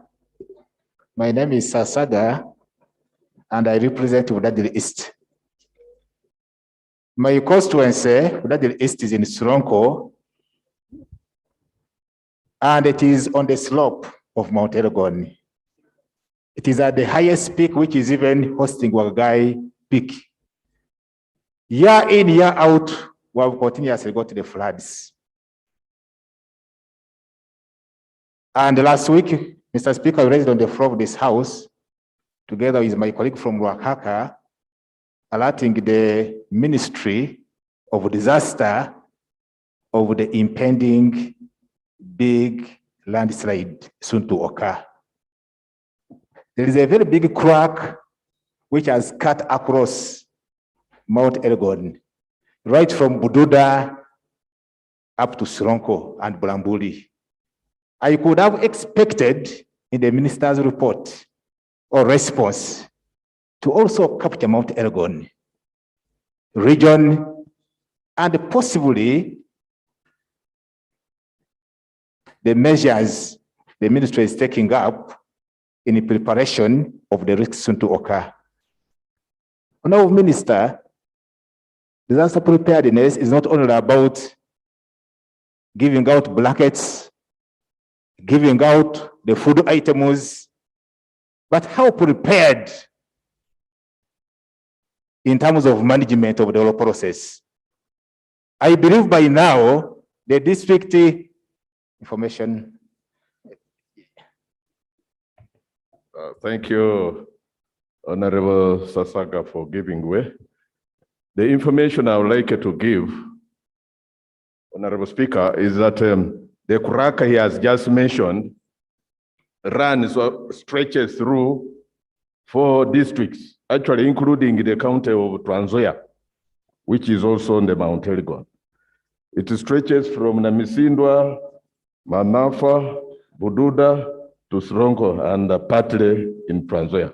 And besides that crack, there are numerous cracks in districts like Bududa, Manafa, Suronko, which I expected the minister to have conducted a detailed assessment of the magnitude of the dangers that they pose, because that is a looming disaster at the cost of human lives and property. That's the information. Yeah, thank you for the information. Honorable Speaker. Further information? information. Honorable, you have accessed the microphone before, so you lose this chance for now. Yeah, right, Honorable Speaker, as the colleague has informed the minister, we could have loved at least the minister to come with a comprehensive, detailed plan as far as Mount Elgon region is concerned. And I think by now also, you could have equipped the district disaster management teams. How prepared are they? You could have been now trained the local leaders in the event of the landslides to occur. How prepared are they? The local leaders, the communities, and also need to tell us about the contingency fund. What is the status of the contingency fund, which by 2011, I believe was passed to be in the Prime Minister's office and the respective ministry. I beg to submit, I can take the information from whenever. No. Your neighbor, no, I'll give the honorable member time. Thank you, Right Honorable Speaker. On records, my name is Ekudo Tom Julius, Gweri County in Soroti District. I would like to give information to the Minister of Disaster. In his communication, he said he wants to put these committees of disaster in the districts or in place. I won't tell you, 2011 to 2016, when I was LOC3 chairperson of Gweri sub-county, we did form those committees, even at the district level. And that was at the time when we had the breakage in the Awoja bridge. From that time, those committees ceased being in place. But those committees are there. But only that the Ministry of Disaster does not bother about them. So I need to inform you. I am happy that you have put TESO in the list. Yes, always TESO experiences drought in the middle of the year. That is June to July. But this time around, it was experienced on the 10th of May to 12th of August, meaning there was no harvest at all in Teso region, including my county as a case study, and a report was submitted to the office of the minister. It is now my request that the Minister of Disaster and Agriculture comes in to give irrigation system to the people of Teso in order to continue with the agricultural production. Since agriculture is a backbone of Teso, we are not lazy. We are very active. It is only rains that are making us lazy because you can't do anything. It is my prayer that the minister plans to give us seedlings, free seedlings, in order to promote agroforestry. Because we want to get a solution. Maybe in the case we plant these trees, we shall have rains. Also to give us short-term seeds. That is all I wanted to say. I thank you. Bulambuli District.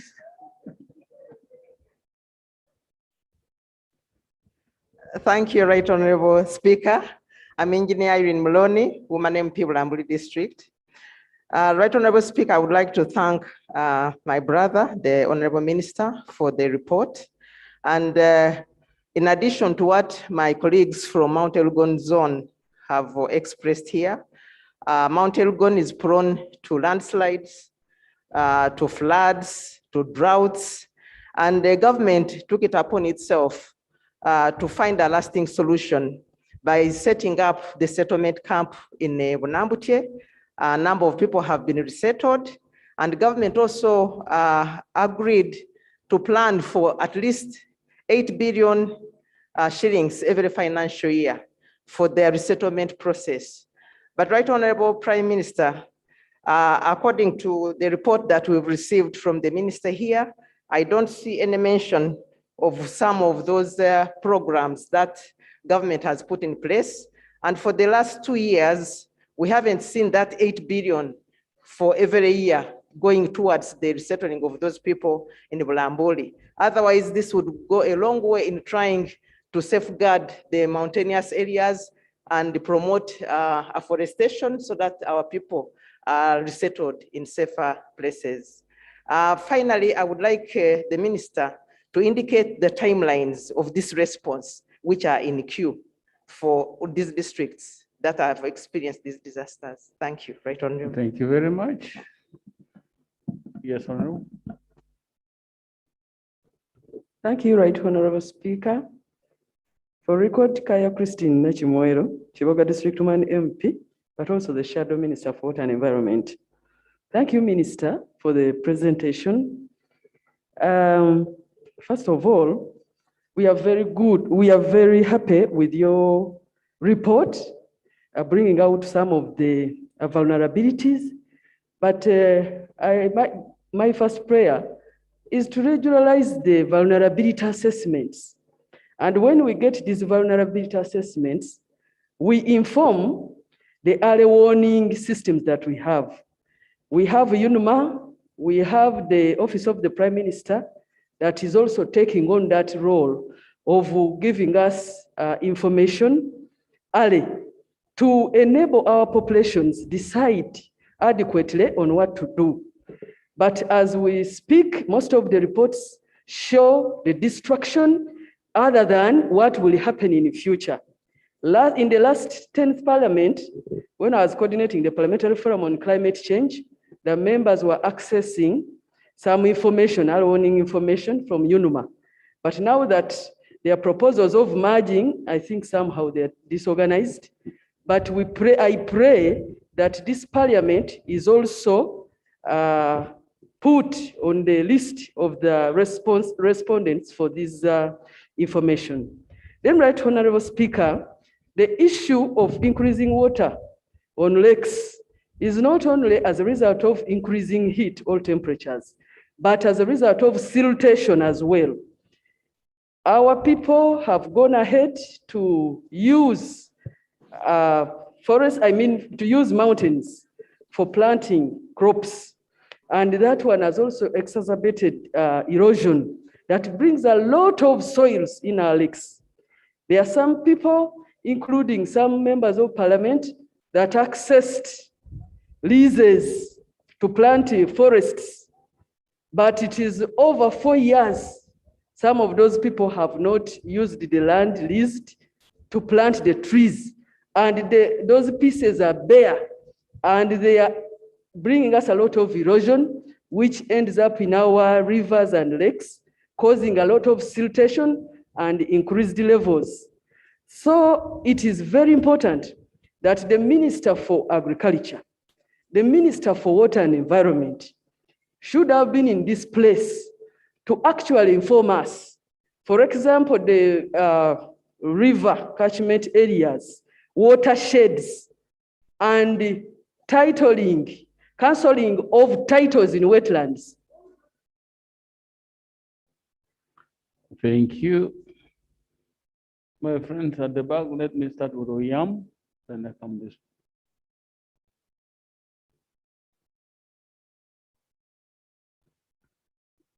Thank you, Right Honorable Speaker. Allow me to join colleagues for thanking the Minister for coming up with this statement. Honorable Speaker, I want to start my submission by asking a question to the Honorable Minister. Your ministry is Relief, Disaster Preparedness and Refugees. I want to ask, how prepared are we? Yes, we have relief, which is even not enough. Disasters, we have them all over the country. And refugees, we have them all over the country. Mr. Speaker, the issue of disasters is really a national and a common phenomena that needs us to plan in the present and even in the future. There are things that we see and there are things that we don't see. Now, I would like to really interests the minister. First of all, in the statement that he has given, I've seen a lot of money that has been already spent, but I represent Oyam district and there are a number of issues as far as our people are concerned. There are people who have lost their houses and they have got shelters with their relatives, and I don't see them included here. Two, the issue of tunnels was raised on the floor of this parliament in Teso. I've not seen it also coming here, and yet that is a looming disaster. Right Honorable Speaker, the minister made mention of the multi-sectoral ministries, and I would have loved to see the ministries, for example, the road sector. We have so many impact of disasters as far as our roads is concerned. Water has been mentioned, education, so many classroom blocks have been blown, but now we don't have any minister in charge of such dockets. So my humble submission is this. One, we need a national comprehensive plan to be given by this ministry. Number two, also comprehensive data coming from all over the country, not only one part of the country. Then, three, we need sensitization. Right, Honorable Speaker, the minister made mention of local governments. Local governments are very, very key in this matter. The people must be sensitized, and more especially the women, because the issue of these disasters and also the impact of climate change and environmental laws and all that needs to go down to our people. And the women, who are the majority, must be informed. They must be made aware of exactly.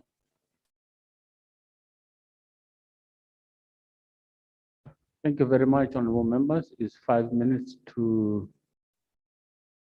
and we are closing at 10 minutes past. I'm rolling this up. I'm going to the shadow government. And then I come to the minister, who will have about 8 minutes to respond, and then we'll close this matter. I think the debate has been good, but the time is not allowing. It's supposed to be 1 hour. We have only 15 minutes to close, and I want to process the closure also properly with responses from the minister on the matters you have raised. And I have the shadow minister.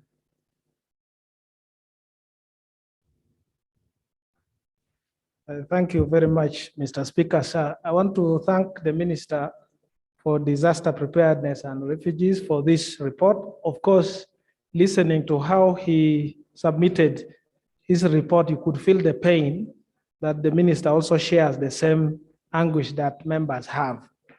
I would like to add briefly, Mr. Speaker, sir, if it were possible for the ministry to come to Parliament every session to brief members on the assessment they have done and the packages available, to avoid members of Parliament coming here daily, because even after today, tomorrow another member of Parliament will come here reporting about hailstorms, about floods. If we had a standard response mechanism that every member of Parliament knows, we would not come here, we would just go straight away and get this. So that would help us every session of Parliament.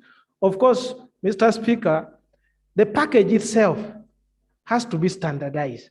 When you hear the ministry responding, first of all, it will come 6 months or even a year after you have raised the matter here. Members are here. It is now 3-4 months. We have not really received what we have asked for. Secondly, if you are responding, it must be adequate to address the concerns that people have. In my constituency, one time, the ministry responded after about 6 months, but they were taking seeds. And the members of the public waited from 8 in the morning, and the seeds arrived at around 4 p.m. By the time they were given a cup of groundnuts, they ate on the way. When they're going back home, they had finished even the groundnuts. So let it be adequate enough so that members can take care. Thirdly, I would like to inform the minister that among your list, I have seen number of districts. Lira district has been affected. My own constituency of Erute County South, the sub-county of Agali, just yesterday, all the crops and houses have been raised down. And this report is on the way coming to your office. I don't want again to raise it here. after. Lastly, I want to invite members of parliament. We are the ones, members of parliament, we are the ones who appropriate. We are the ones who asking questions There's here. a clarification matter there.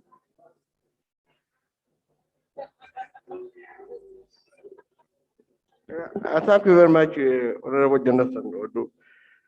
You mentioned something very interesting. They were bringing seeds for planting, and the people ate them on the way. What did they plant?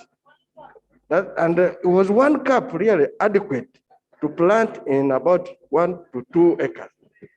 Thank you very much. The point I was driving at is the adequacy of the response. Most times members will agree here, even the posho, even the beans that are given hardly can be cooked for 3 or 4 days in a home. That's the point I was trying to drive my brother from the other side. Lastly, I want to invite members of parliament that when it comes to time for budgeting, sometimes we look really funny when we are the ones asking the minister to do something, and yet we don't give them money when it comes to that. Now that this disaster affects each and every constituency, when it comes to budgeting, let's stand firm and provide the ministry so that when we go there, we can be able to get the support. I thank you very much. Thank you very much, Honorable Minister. You need to roll this up in about 8 minutes. The issues are many. Procedures. Procedure. Right Honorable Speaker, I'm rising on procedural matter. I have looked at the presentation of the minister, and I'm rather surprised that the presentation leaves out some of the very critical areas. For example, Kasese. Kasese has not been mentioned in this report. We would have wanted to know, because Kasese has been burdened with flood for a long time. By now, you should have a program of how to deal with it. Secondly, Dokolo, for example, has even cut off some of the vital installation for the government. You know very well that the procedural matter is that the flood in Dokolo, specifically in Kachung, in Agwata, has cut off water supply to the city, the new city of Lira. And the letter concerning Dokolo flood is presented to your office, the office of through the Prime Minister's office. And up to now, we have not seen any action being taken to ensure that the new city of Lira gets constant supply of water from Dokolo. So, Right Honorable Speaker, I want the minister to come back with a holistic report incorporating all these vital issues, because now just lamenting like all of us doesn't make sense. Is it therefore procedurally right for the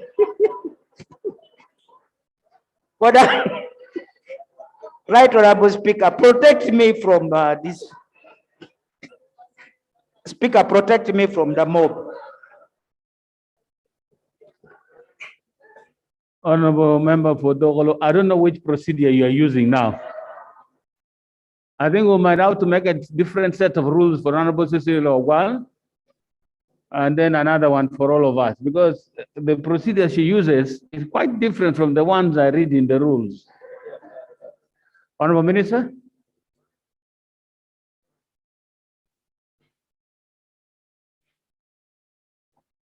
Now you have 7 minutes. Thank you, Right Honorable Speaker. I'm only rich with information, Right Honorable Speaker, from colleagues. To me, I take your criticism or whatever comes as a lesson, which I absorb and see how better I can use those information. So thank you very much, colleagues. Now, on a few areas I would wish to clarify. First of all, honorable colleagues, I want you, in fact, I've opened a small office within my office where I'm receiving all this information. I want to start receiving information from colleagues in Parliament so that I can compile them for attention, so that we can work on them as soon as we get resources. We respond to some of those issues required by colleagues. The graphs is not colored, but I think Maybe there's been a problem of transmitting it. Food banks, I think this is something now when we are going to plan now, and we want to have at least food storage in every region because the food issues has become a problem. If we can have silos in about 4 of our regional centers or 5, so that the reaction is faster when there is a need for food and other supplies. I'm going to work it out in our program because at the moment I'm working out on a program of response to disaster where we will need to be more equipped with equipment. Like for example, I gave examples of areas of Kabelebiong, Kumi, and all these areas. I've been in places like Toroma, Orungo, and all these places of my honorable colleague. I've seen when there's heavy rain like now, the land is all flooded with about 6 inches of water, and the cassava get rotten and so on. And actually, at one point, I went there with my allowance I had about 1 million shillings in my pocket. I had to spend it all to the people whom I was seeing suffering, including an old public servant who retired, who is now sleeping on water. It was painful. Those are the challenges we go through. Flood has gone beyond the banks. That is true. I still gave you a proposal that we should mark those positions where the flood has gone. I would wish to budget for possible with the Ministry of Disaster, with the Ministry of Water, to work out solutions to those people who are affected by rains, by water displacement. If we can demarcate those places and also source for money to acquire land on dry land, on better location, to enable these people to move away from the waterways. That would be the best solution. Now, yes. The clarification I'm seeking, Honorable Minister, pertains to the contingencies fund. You have always complained whenever you have come with a report to this house that what this house appropriates to the contingencies fund, you have always been frustrated by the Ministry of Finance. So we would like you to come out very clear on this because it is supposed to be 0.5 according to the Section 26 of the Public Finance and Management Act.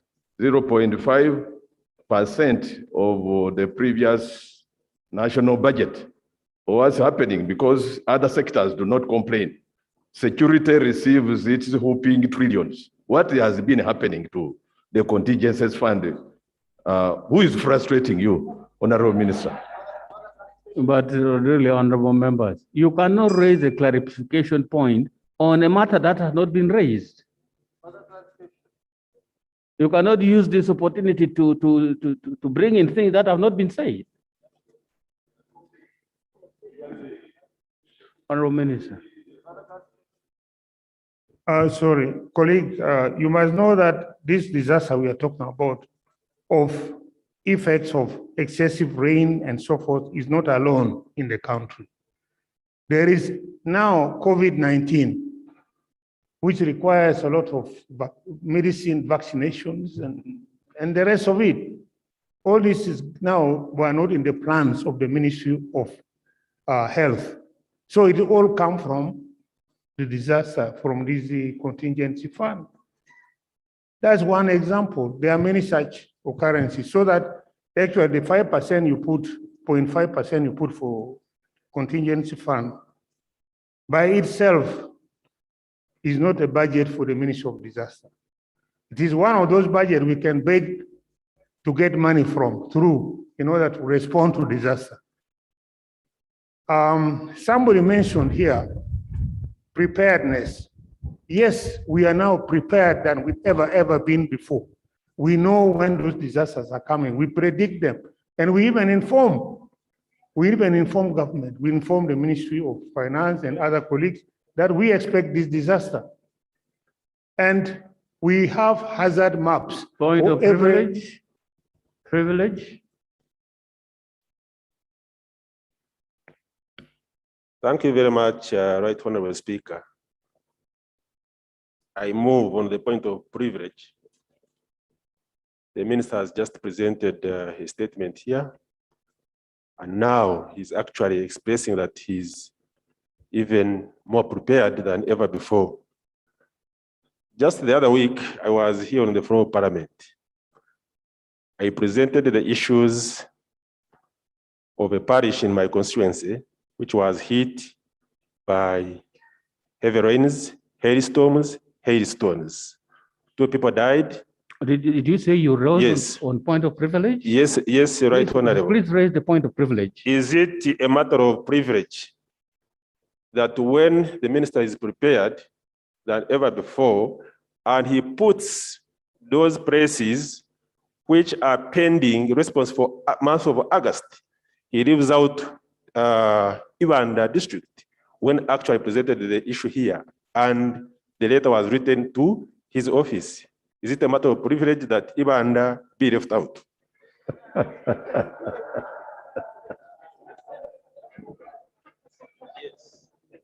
Please let's stop amending rules as we go along.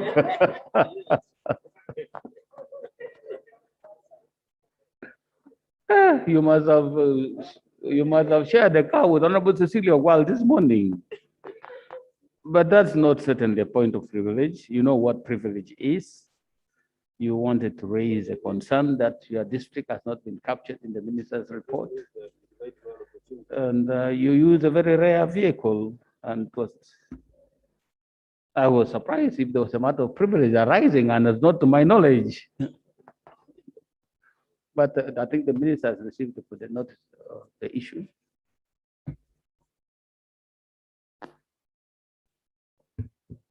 Right Honorable colleague from Uganda, when I said we were prepared, sorry, might be misunderstood.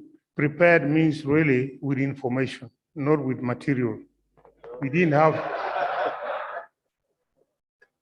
because what can I explain before you just jump in?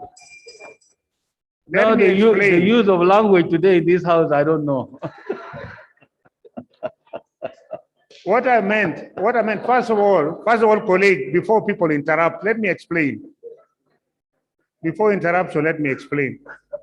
In the disaster preparedness, we have developed during my period now, when I've been there now 8 years, we have developed a system connected to world hydrometeorological systems, whereby we are able to predict within the period of 1 year, we can predict ahead of time when we can have El Nino, when we can be all right, when the rain will be normal, when we shall have drought. All those information are available. And those information, we have been demanding that we are given a budget based on our plans based on information. And that's how we are prepared. But unfortunately, the money side, the resource side is not coming in to back that in kind of base. So these are the challenges we have. But we are prepared in terms of information, we are up to date.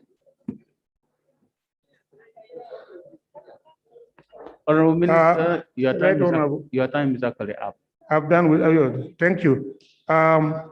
So we shall work out on plans now, physical plan, and see how this parliament can assist us if we can generate budgets based on our projections of the disasters and also on how we can tackle the current problems.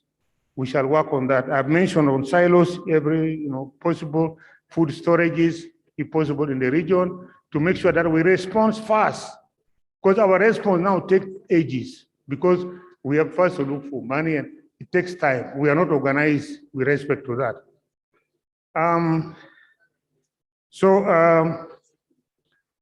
And if we had money, if we are well planned and we have a budget, we could even buy all these bumper harvests, store them in those silos, and make sure that our response is timely. Bundibujo, I was there myself. I went to Bundibujo. I was shown, although I didn't step in the depression where the earth went down. I didn't go close because you never know, it could be dangerous. But definitely I saw that with my eyes, and it is a possibility some geophysical challenges, whereby maybe underground there could have been causes why this earth moved at that distance. And we've been working with the Ministry of, with Makerere University Geological Department. They are equally cash constraints. For example, these cracks in Mount Elgon is not only there, the crack has followed Achua Valley, eastern Rift Valley. Along that route, the crack has gone up to Kenya. That deep crack is going across. In fact, Africa continent in another maybe 1,000 years may be split into another, there will be ocean in between us. Uganda may be split into two with a big ocean in between. So that the eastern part of Uganda may go as another island, and northern Uganda will be split into half, the other part will be in the western. I don't know. This is what the geological predictions are. And we have engaged Makerere University to develop and set up a gadget for monitoring the rate of displacement of that crack. How wide is it open? At what rate is it? So that we can determine the dangers ahead of time. Because for the other predictions we have, but now except for that one, we are trying to work on. Early warning systems, we have put some early warning system in some places. Like in Palisa here, we have put in Butaleja early warning system against flood, which was there. And the problem with us is that the weakness, when systems like that are put, there's no culture of maintenance. Sometimes it goes off, and you need to, again, to wake up people at the headquarters to go down to redo it, to reset it, and so forth. But those are the efforts we are trying to do, colleagues, amidst scarce resources. Hazard maps, for all of you, every district has hazard maps. And those hazard maps will reflect whether there's going to be landslide, whether there's going to be possible flash floods, whether there's going to be whatever nature, whether there's going to be drought, are reflected in hazard maps. I would recommend that every member, every member from the district, get hazard map for your district to know in advance what may befall you if there is El Nino rain. We can only, our job will only be announcing that there'll be El Nino rain and so on, you know what will befall you. We can announce that there's a possible drought coming, we may affect this region, and you know what will befall your regions. Those information are now available in our Department of Disaster. So we are disaster prepared, but not resource-wise.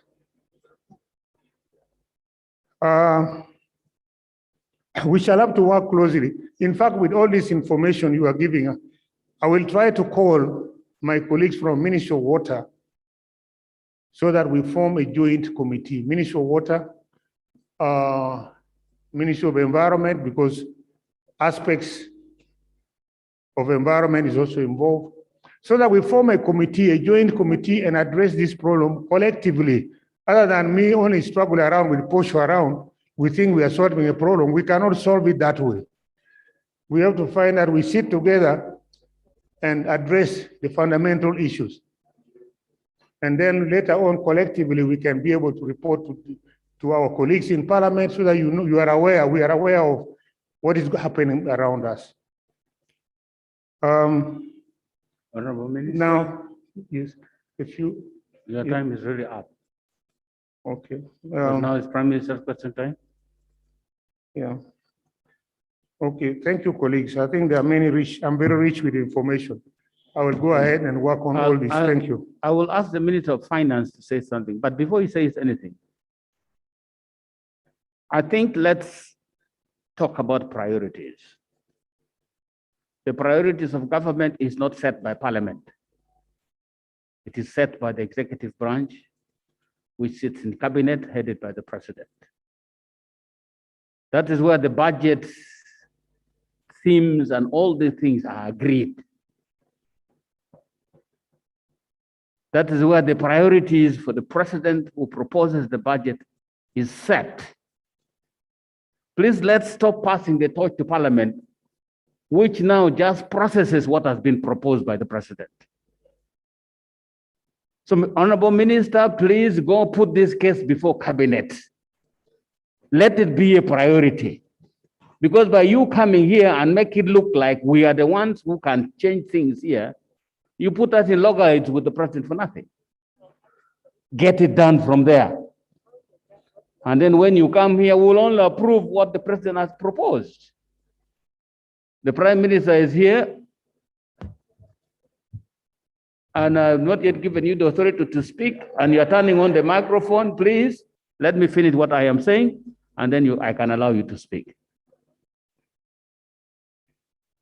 So it's a shared responsibility, but all budgetary proposals come from the President, not from Parliament.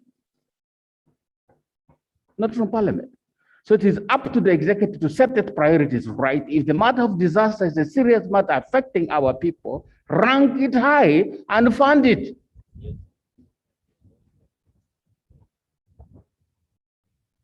By the time it's coming to Parliament, we will only say, oh, they have done very well this time, we will approve. And we approve. And we give you the tools you need to go. Now, even your own priorities are not clear. Do you need tools? What tools do you need? What do you, we don't know. But those things you propose to the President who prepares the budget and comes and reads to us that this is what I propose for this financial year. The Constitution says so. So let's follow what the Constitution says. Right, Honorable?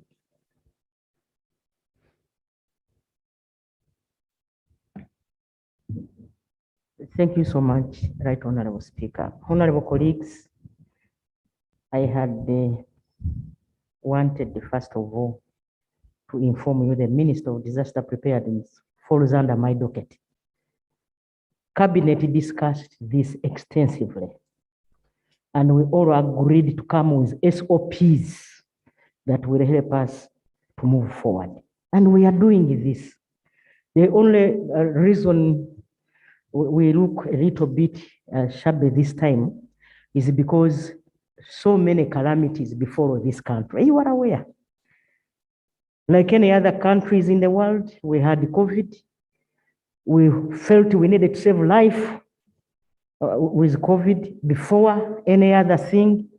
Then we also had locusts, remember, that came in the eastern part of the country. We now have these other calamities. So, and you know how big our budget is as a nation. You know that we also suffered. The economy is struggling.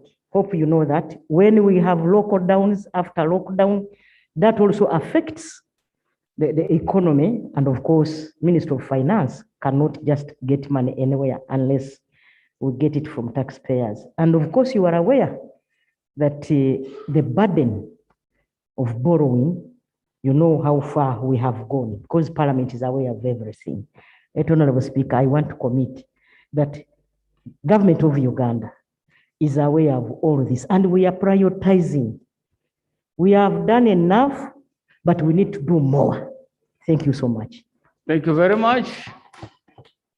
After that very powerful statement from the Right Honorable Prime Minister, Finance, do you have anything to say?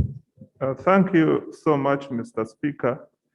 Mr. Speaker, I would like to enhance the submission of the Honorable Minister of Disaster Preparedness with 1 point in regard to the contingency fund. Right Honorable Speaker, the Public Finance Act of 2015 established a contingency fund of 0.5% of the previous total budget. Right Honorable Speaker, we have had constraints. However, we have walked the journey. In the current year running, we provided for an amount of 62 billion in the contingency fund first, and also the 220 to cater for the 200 and what? 228 billion to cater for the COVID-related disasters. Right Honorable Speaker, in regard to funding the disasters from the Ministry of Disaster Preparedness, we have so far released 15 billion. And this is consistent with the quotas we have in the year. Our projection, assuming we don't get such kind of disasters which keep coming, we project to have utilized the 62 billion by end of the financial year. Mr. Speaker, on the question of the role of the executive on budgeting vis-a-vis Parliament, my view is that we should not burden Parliament. We are currently working out a solution in such a way that planning should inform budgeting, not the other way around. I have over the years seen situations whereby budgeting has been informing planning. Beginning next financial year, Mr. Speaker and honorable colleagues, you will see a difference whereby the budget we shall bring to Parliament will be informed by the planning. The planning will solve most of the challenges our honorable colleagues have been highlighting in this debate. Thank you so much, Right Honorable Speaker. Very good. Very good statement to close with. Gives us hope as Parliament, because the accusation has always been, Parliament has not done this, Parliament has not done this. We cannot propose a budget. The Constitution does not give us the mandate to do that. It is you people who should propose, the President who proposes the budget to us, we look at it, vote by vote, and then we supply money to an appropriate accordingly. But now you make it look as if it is Parliament which should, and that is why you have this problem of Parliament trying to do this, because there are glaring gaps in some sector which you seem to have overlooked, and that's bringing conflict. We don't want this conflict to continue. We want a smooth operation between Parliament and the executive branch of government. After all, we all work for the people of this country. Thank you. Can we have the next item under 4? Item 4, Roman 2. We just hold on a bit. There was a question that was raised by Honorable Jonathan Odur from Rute South about the COVID vaccines. I think we have more information now with Honorable Chris Barry, Dr. Barioman C. would want to give to the House. Thank you very much, Right Honorable Speaker and honorable members. Earlier on at the beginning of this session, Honorable Jonathan Odur raised the point of urgent attention, where he said there are vaccines circulating in the country with expiry dates, August 2021 and September 2021. And I did promise that we would find out. And I have since gathered some information which I wanted to give the House. That one, there are no vaccines with expiry dates of August 2021 being given out as we speak today. As 2, it is true, there is AstraZeneca, which is expiring on the 30th of September 2021, and I can give you the details that we have 2 batches. Batch 1 with the lot number PV 46705.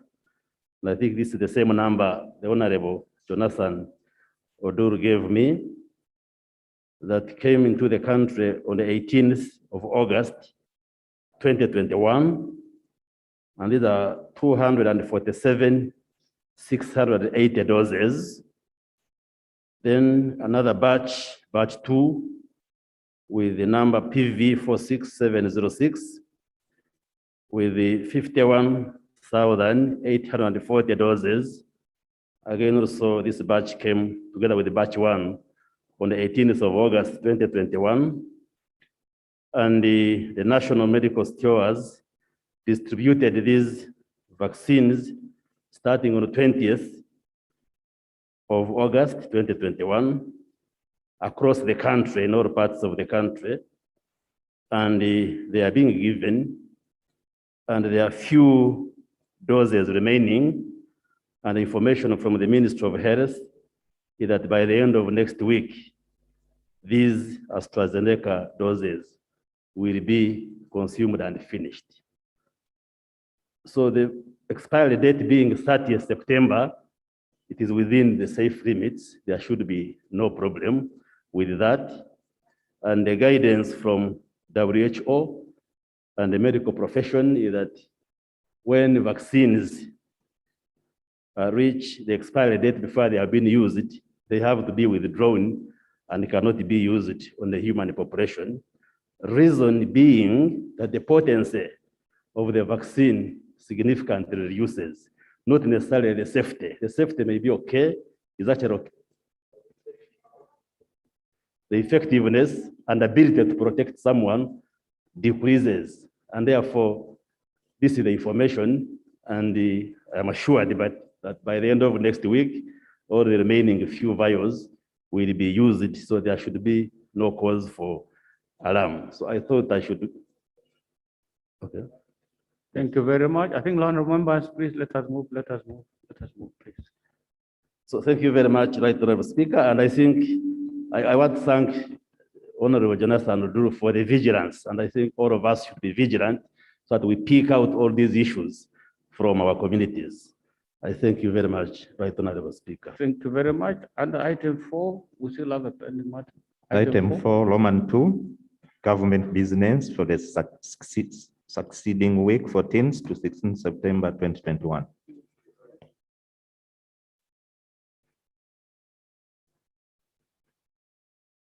Right Honorable Prime Minister.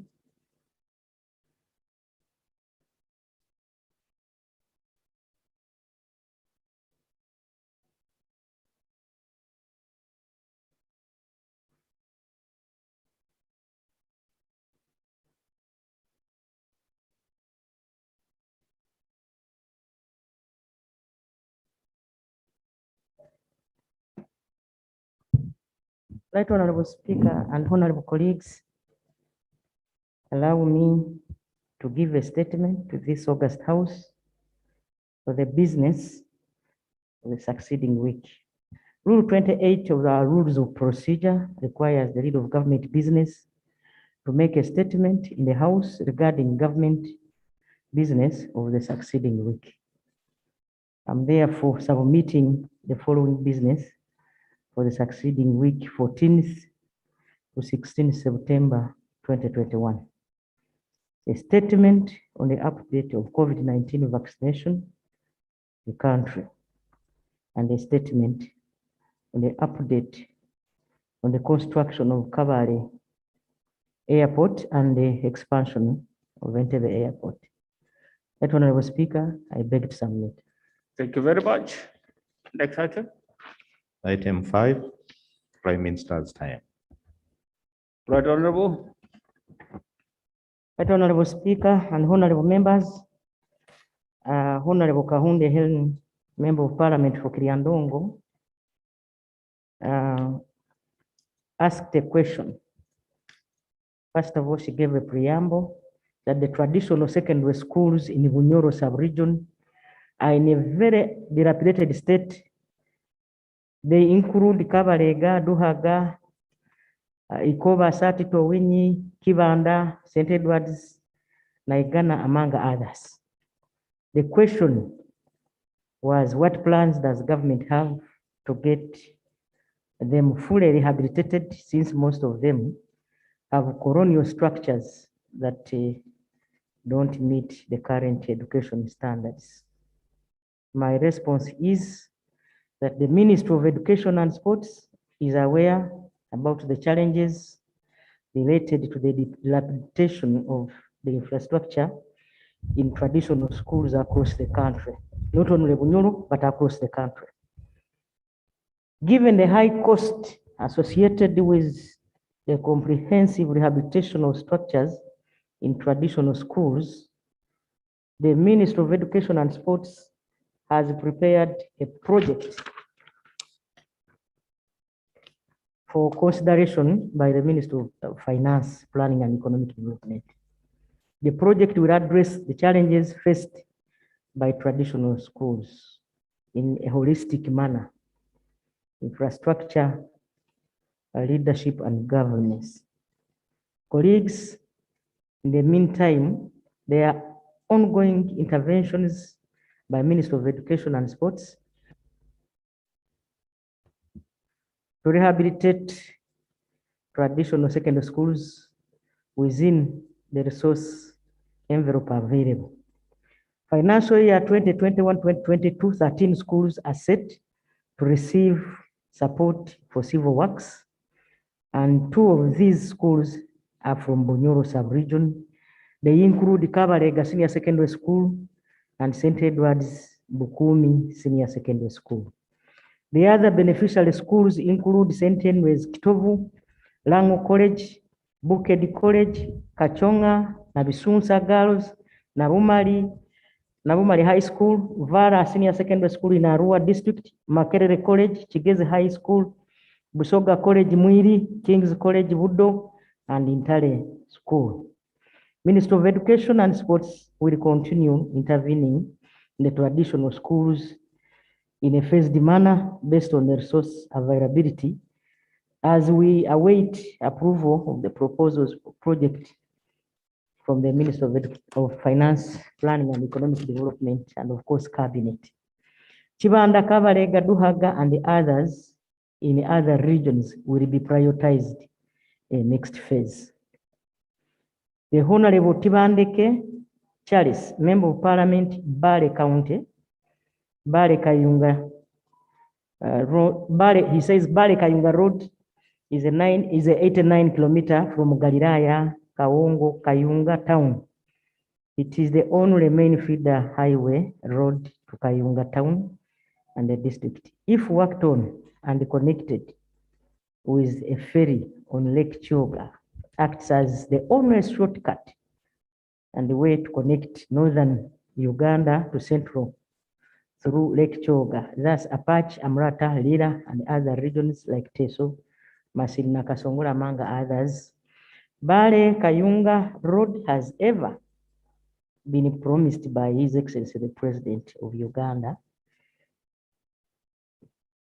His Excellency Yoweri Kaguta Museveni, during 3 consecutive political terms, campaigns in 2006, 2011, 2016, remaining non-reactive, according to Bale. The road, if constructed, serves almost 70% of the 1,580.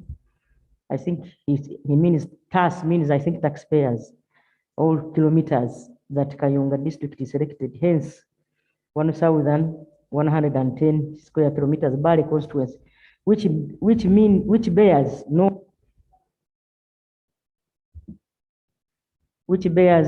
no any tarmac road, hence retarding the socio-economic transformation and development, since it accelerates the rate of accidents and death by dust and muddy slippery ground during sunny and rainy season respectively. Thus, an urge to know the government plan on its construction and the entire process of tarmacking. Question number 2.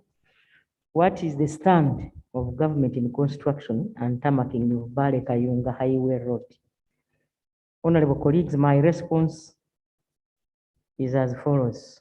The Kayunga Bale Galilaya Road, which is 88.5 kilometers, is an existing gravel road in central region of Uganda in the Kayunga district. The road starts in the Kayunga Town Council and ends at the shores of Lake Choga at Kawongo landing site.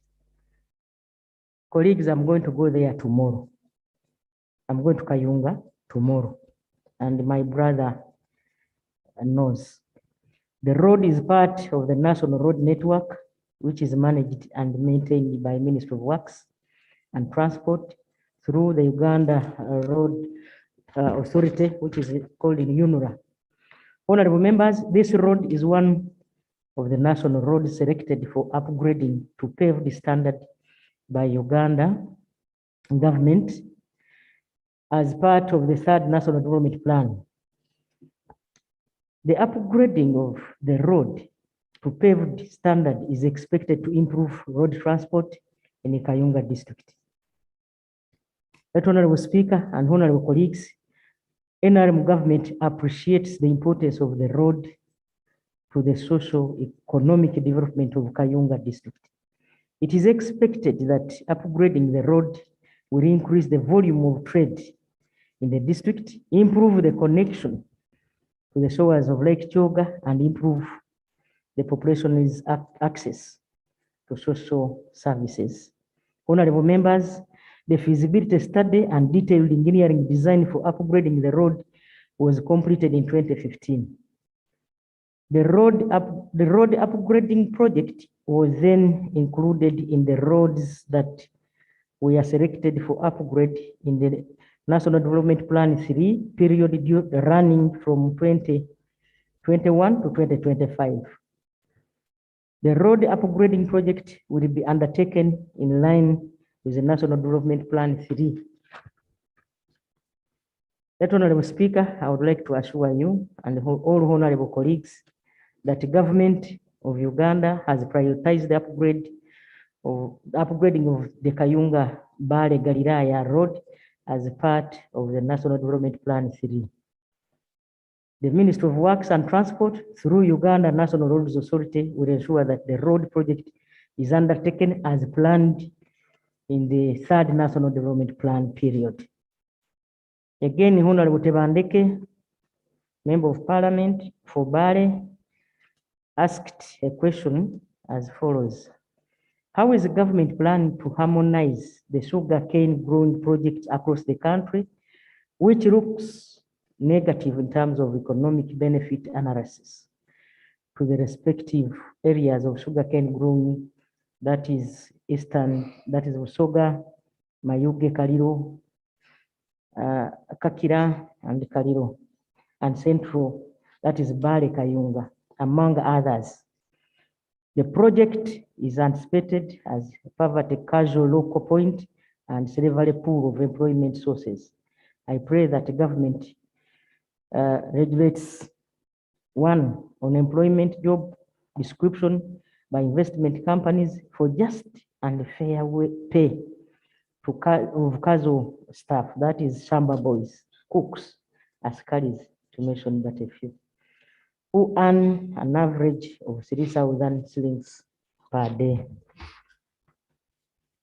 Investment companies establishes both plantations and processing farms with the same operating areas so as to satisfy this economic benefit analysis. And sugarcane plantation draw a marginal revenue pay back to respective communities to cater for negative feedback in the respective sugarcane growing communities. My response. Since the early 90s to date, the sugarcane industry has been one of the fastest growing industries in the country. The sugarcane factories expanded from 3 sugar mills in 1995 to 14 sugar mills as of today. Uganda's annual sugar production has increased from 240 metric tons in 2008 to 560 metric tons in 2020 annually. Uganda is the only country in East Africa which exports sugar in the region. The sector contributes revenue to the government in form of taxes amounting to Uganda shillings 290 billion annually, and employs over 60,000 people directly into the factories, and over 200 people 200,000 people as cane outgrowers. In addition, the industry produces over 100 megawatts of electricity from bogus, the fabric by product left, that is the product left after milling the sugar cane. And about 50 megawatts is offloaded to the national grid. I'm saying about 50 megawatts is offloaded to the national grid to supplement electricity supply to industries and communities. 5 sugarcane factories, Kakira, Rugaziki, Nyara, GM Sugar, and Hoima Sugar, produce ethanol spirit, most of which is utilized to produce alcohol-based products such as sanitizers. The sanitizers have helped us in the fight against COVID-19 pandemic. Therefore, the sugar industry contributes significantly to the socio-economic transformation of our country. Right, Honorable Speaker, the sugar industry is currently faced with several challenges like many other sub-sectors of agriculture and industry that has impacted on the productivity and profitability of the industry.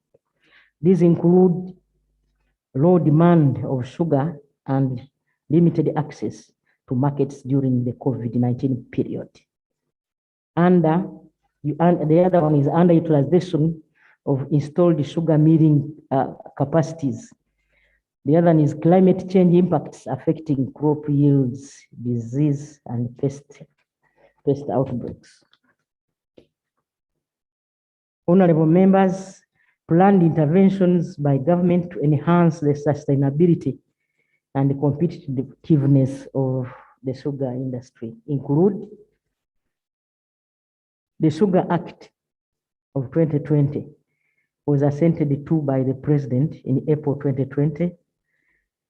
The object of the Act is to provide for development, regulation, and promotion of the sugar industry, and the implementation and monitoring involves various stakeholders from government sugar millers, outgrowers, and other private sectors.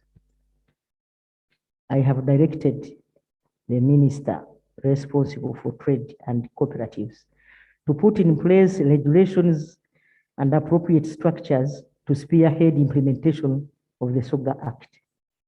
This will streamline the registration, licensing of investments in the sugar industry, contractual agreements between farmers and millers, as well as sugarcane pricing.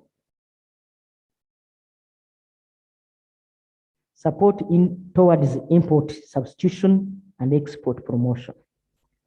Government has licensed 5 sugar factories to produce industrial refined sugar, as the President has been talking about this. The production of industrial sugar in the country will enable us to reduce import bill of industrial sugar and save foreign exchange. This will also enable the millers to purchase more sugarcane from outgrowers at even a higher price, because there will be demand. Establishment of Sugarcane Research Institute. Honorable Speaker, the Sugar Act of 2020 provides for the establishment of Sugarcane Research Institute to undertake research for development of new varieties that are early maturing with high sugar content and resistant to diseases, among others. This will replace the existing poor cane varieties, which take 18 months to mature and low productivity. Government has prioritized establishment of the key research institute under the agro-industrialization program of National Development Plan 3. The other point is support towards value addition and capacity building for involvement of local communities. The Ministry of Trade and Industry and Cooperatives, through Uganda Development Corporation, has prioritized the establishment of a farmer-based cooperative society factory in the Busoga region to increase value addition and this diversification to other products such as ethanol. The outgrowers will become stakeholders and own the sugar factory in the long run after building the necessary skills in management. In addition, government has planned to build 2 incubators to facilitate sugarcane outgrowers to build capacity in product development and entrepreneurship in the Busoga region as well. The other point is implementation of Biofuel Act 2018. The Biofuels Act 2018 was promulgated to introduce biofuels blending with petroleum products to be used in motor vehicles in Uganda. The Ministry of Energy and Mineral Development is in advanced stages in finalizing the development of the regulations to enable the act to be implemented. This will be achieved through the following. This will achieve the following benefits. 1, improve Uganda's energy security by production of our own fuel. 2, create market for sugarcane to supply sugar mills to produce ethanol. 3, to create opportunities for employment. 4, combat effects to climate change by reducing greenhouse emissions that arise from burning petroleum products in vehicles, and save the country by 10 to 20% foreign exchange on the importation of petroleum. Honorable members, there are adequate laws and regulations to ensure our labor force are appropriately managed, including payment and enforcement of health and safety requirements in the workstations. Government, through Ministry of Gender, Labor and Social Development, will further the matter and provide a report to the House in compliance with labor regulations in the sugar industry. Honorable Speaker, I beg to submit. Then, Honorable Chiwanuka Abdara, Member of Parliament, Mukono North. This is his submission. Article 208 of the Constitution. Right, Honorable. You have a timeline of 45 minutes to deal with the questions. I have a timeline of 5 minutes. 45 minutes? Yes. And you have used most of it already. And I still see you have a lot of... I still have a lot of work. So I'll give you up to the top of the hour to conclude. Thank you so much. Okay. Honorable Chiwanuka Abdara, Member of Parliament, Mukono North. This is his submission. Article 2, this is his question. Article 208 of the Constitution establishes the Uganda People's Defense Forces as the armed forces of Uganda. The functions of the UPDF are well spelled in Article 209 of the Constitution and Section 7 of the Ugandan People's Defense Forces Act 205. In a July 1st, 2021 directive to the Minister of Health and Minister of Education, copying to the Vice President and Prime Minister, Minister of Defense and Permanent Secretary, and the Chief of Defense Forces, the President directed that all new government schools and hospital projects should be handled by the UPDF Engineering Brigade, starting from 2021-2022 financial year. The President has further issued a number of other directives to the Executive Director, Uganda National Roads Authority, to enter into agreement with a number of Chinese companies to design and build selected roads in Uganda. The question is, according to him, whether the directives of the president intend to provide for a new function of Uganda People's Defense Forces. And two, is also wondering whether the directives of the president supersede the procurement procedures under the Public Procurement and Disposal of Assets Act and regulations made there under. My response, honorable colleagues, is down. Uganda People's Defense Forces is a creature of the Constitution pursuant of Article 208 of the Constitution. Article 208(1) of the Constitution establishes the armed forces to be known as Uganda People's Defense Forces. Article 209 of the Constitution sets out the functions of the Uganda People's Forces. These are: 1, to preserve, defend the sovereignty and territorial integrity of Uganda, to cooperate with the civilian authority in emergency situations and in cases of natural disasters, to foster harmony and understanding between the defense forces and civilians. D,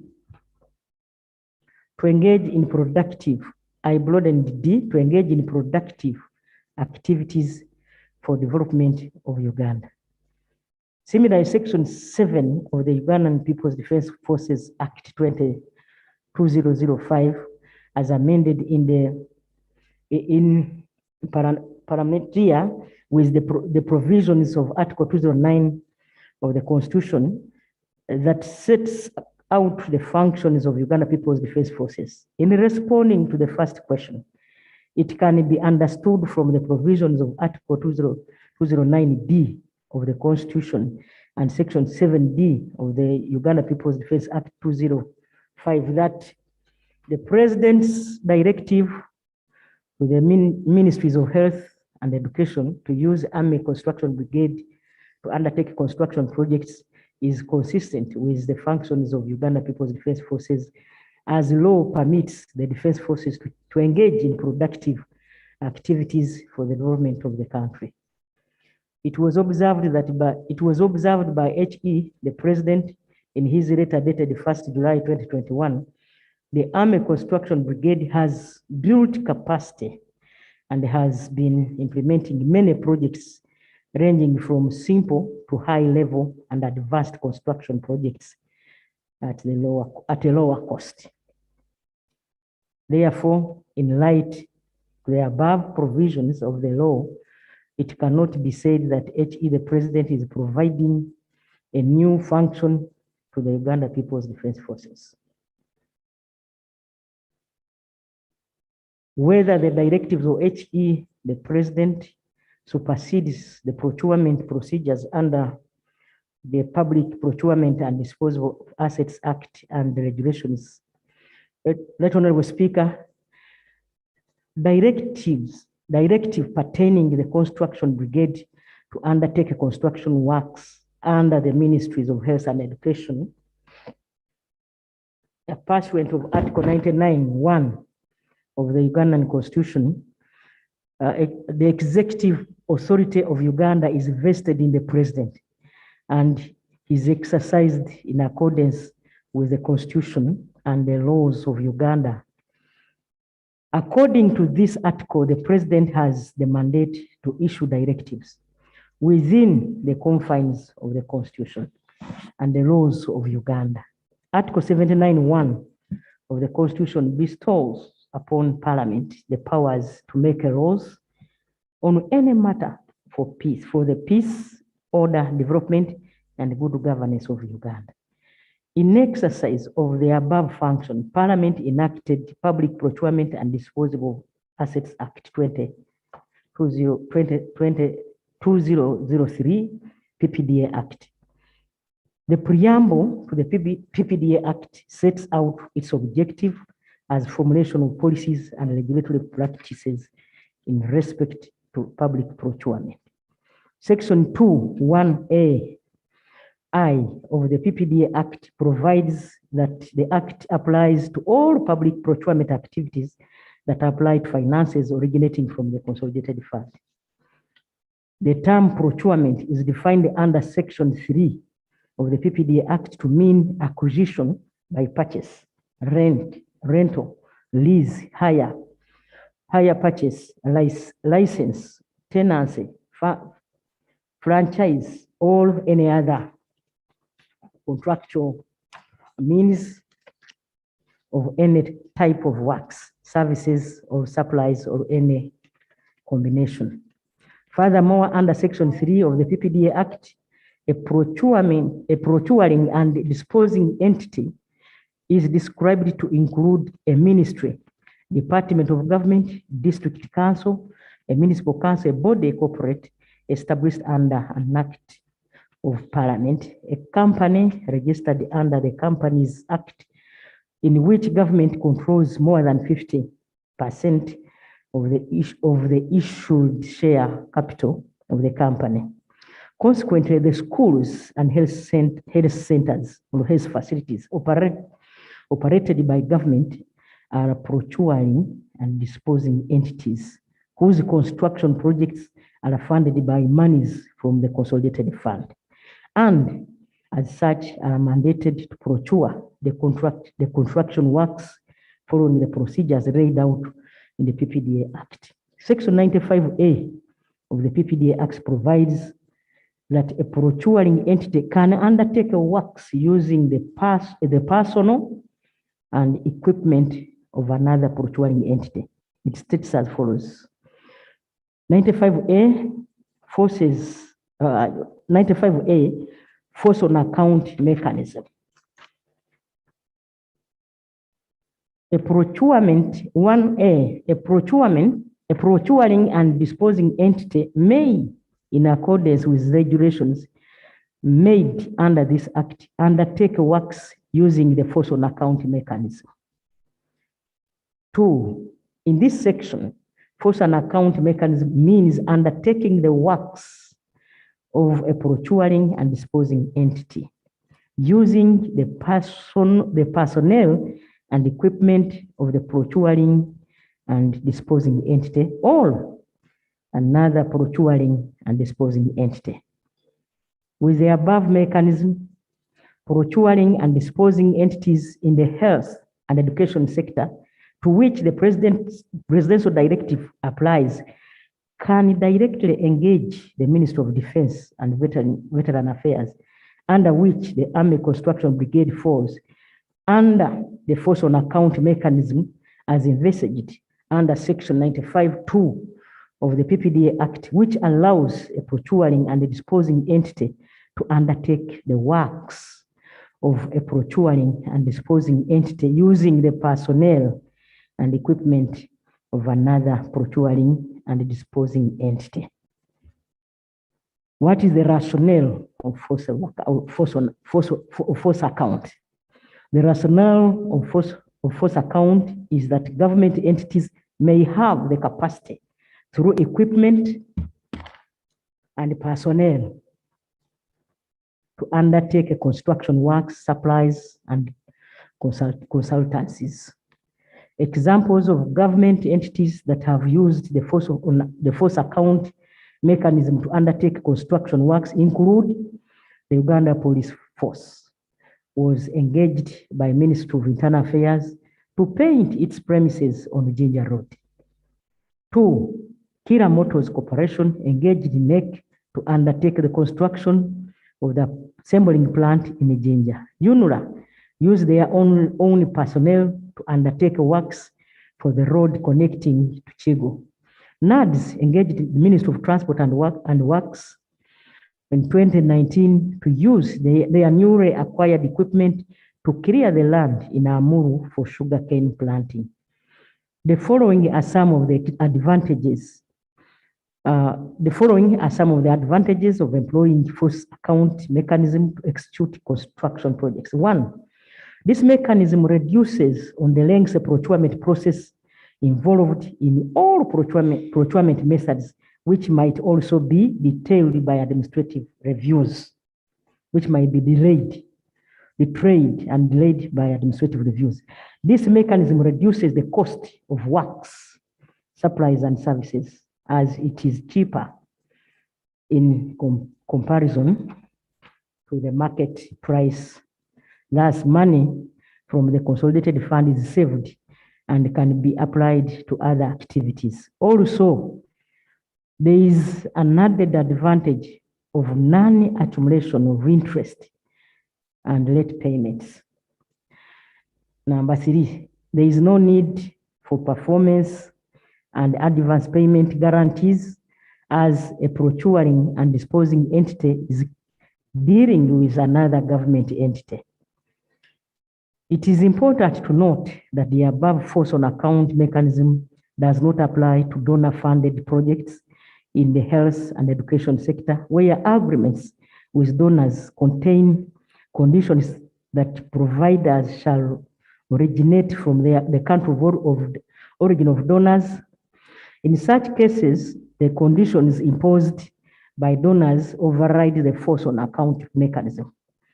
This is pursuant to section 4A of the PPDA Act, which under Right, Honorable.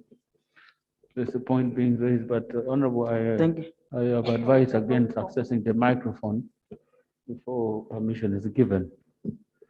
On what matter do you raise? Speaker, you said at the beginning that the rules provide that the Prime Minister has strictly 45 minutes. And Rule 45(9) provides that the Leader of Opposition will be required to reply. But right now, I've been checking time. The Prime Minister has gone beyond 1 hour, and yet the Leader of Opposition will also be required to respond or to reply. So I was just trying to seek clarification whether Is it clarification it's a special or procedure? Is it a clarification? I can amend it to procedure, right, Honorable Speaker. Is it procedurally right for the Prime Minister to continue beyond 45 minutes? No, because if it is clarification, then the Prime Minister has to deal with it. And I'm sure she does not want to deal with this matter. But if it is a procedural matter, I gave a guide. We amended the rules to accommodate further procedure, something like further procedure. Procedure from Rohama. This is the Kajara. Right, Sorry, Honorable Kajara, Speaker. sorry. Right, Honorable Speaker, I stand to seek guidance from you concerning the procedure we are following with the questions sent to the Prime Minister. Questions are sent and the Prime Minister comes and gets a chance to answer. Mr. Speaker, I'm seeking guidance on a situation where a person will need to bring a supplementary question if at all he or she is not satisfied with the answer from the minister, from the Prime Minister. I seek your guidance. What Right, does the Honorable rule Speaker. say? What does the rule say?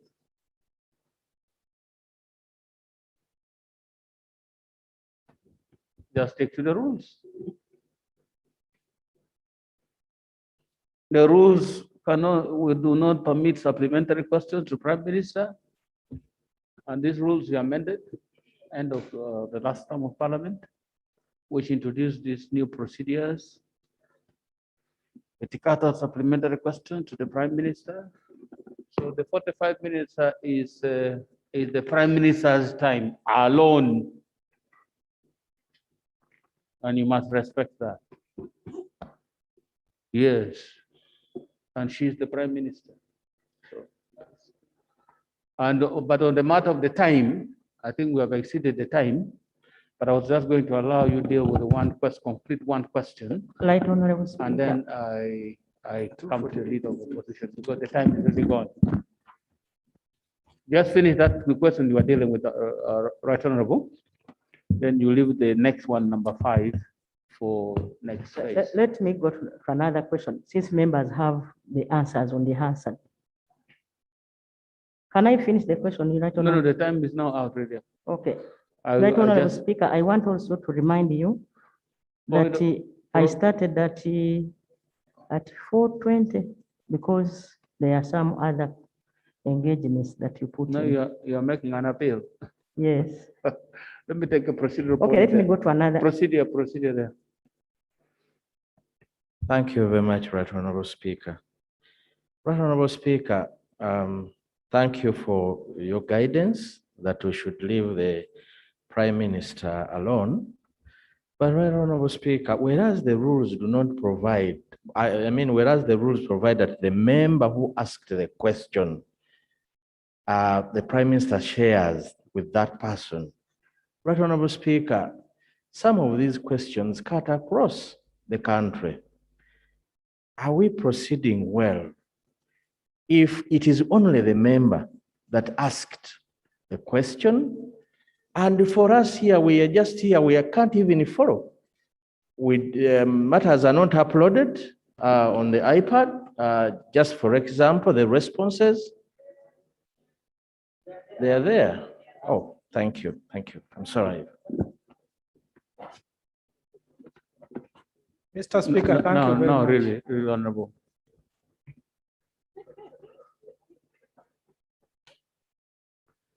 Yes, Right Honorable. Please wind up so the leader of opposition can speak. Okay, Right Honorable Speaker, let me go to question number 5. The Honorable Emile Kugonza, MP Buyanja, East Kibale District, asked a question that on 17th August 2021, in a meeting of Bunyoro Caucus with HE, the President of the Republic of Uganda, that I was directed with the Minister of Education to establish a task force to fast track the implementation of the establishment of a public university in Bunyoro. He asked Honorable Prime Minister, how far have you gone with implementing the presidential directive? My response, Right Honorable Speaker, is government has embarked on the process of establishing public universities across the country to accommodate the growing numbers of students who require university education. Indeed, on 17th of August 2021, HE, the President, directed me and the Minister of Education to establish a task force to fast track the implementation of the establishment of a public university in Bunyoro. Stakeholders engagement has already been done, has already been done. The task force has already been established to fast track the process. The university, Right Honorable Speaker, is expected to begin in the next financial year of 2022-2023. And similarly, government is fast tracking the establishment of Soga University. The establishment of the task force is in advanced stages, and the University of Soga is equally expected to begin in the next financial year 2022-2023. Right Honorable Speaker, I beg you to submit. I'll read these other questions and give responses next time. But honorable colleagues, you can go through these questions because they are already uploaded on our iPads. Thank you so much. Thank you very much, Right Honorable. Today you have been so full of details, and you couldn't cover the whole range of questions. But the details are good, but also they limit you in how many questions you can deal with. You might want to review how you handle this in the coming days. The leader of opposition. Thank you, Right Honorable Speaker. Right Honorable Speaker, in my reply to the responses by the Right Honorable Prime Minister, the complaint has always remained rife because she should be extending courtesy to the office of the leader of opposition with those copies of those written. Again, you have fallen short of what you pledged the other time. Those copies ought to come in advance so that my reply is from an informed position. But that notwithstanding, I want to thank the honorable member from Bunyoro who raised that question of rehabilitation of schools. Schools, the whole country over, are in a dilapidated state. And before you get to secondary schools, already the government has failed in the lower institutions, primary. Even with UP, which has helped to cause a massive enrollment. But you don't see a commensurate expansion of facilities. Pupils are studying under trees in places or districts which are prone to heavy downpours. Most of them go back early because under trees, they cannot stay and learn with the rain. So before you even make those pledges of renovating schools like Naumari High School has been mentioned, at least I must salute the old boys. They are already have engaged in a renovation of the school. And I know in most schools, those traditional secondary schools which you have mentioned, the old boys are doing something. I wish the government could complement the efforts of the old boys that are doing the renovations and the rehabilitation of those dilapidated buildings. The question on roads like Bale, Kayunga, and the Kayunga connecting to Choga, the issue of roads in the country is a grave concern. And you know, the ministry, this sector of works and transport is one of the lion's share that takes the lion's share of the budget after actual security. It takes trillions of the taxpayers' money. And if you look at the quality even of the roads that are being constructed, it is wanting. And I would request that since you have already demonstrated right from inception by word and deed that you are intolerant to corruption, you should subject some of these contractors to scrutiny, and there is need for value for money audit, or even a forensic audit, to establish why most of these roads are shoddy, the works are shoddy, the quality is compromised. And then also there is a challenge with the pledges made by the ruling party, the NRM, which you are the government, are the lead of government business. The pledges that were made almost 30 years ago have never been honored, and you continue to make more.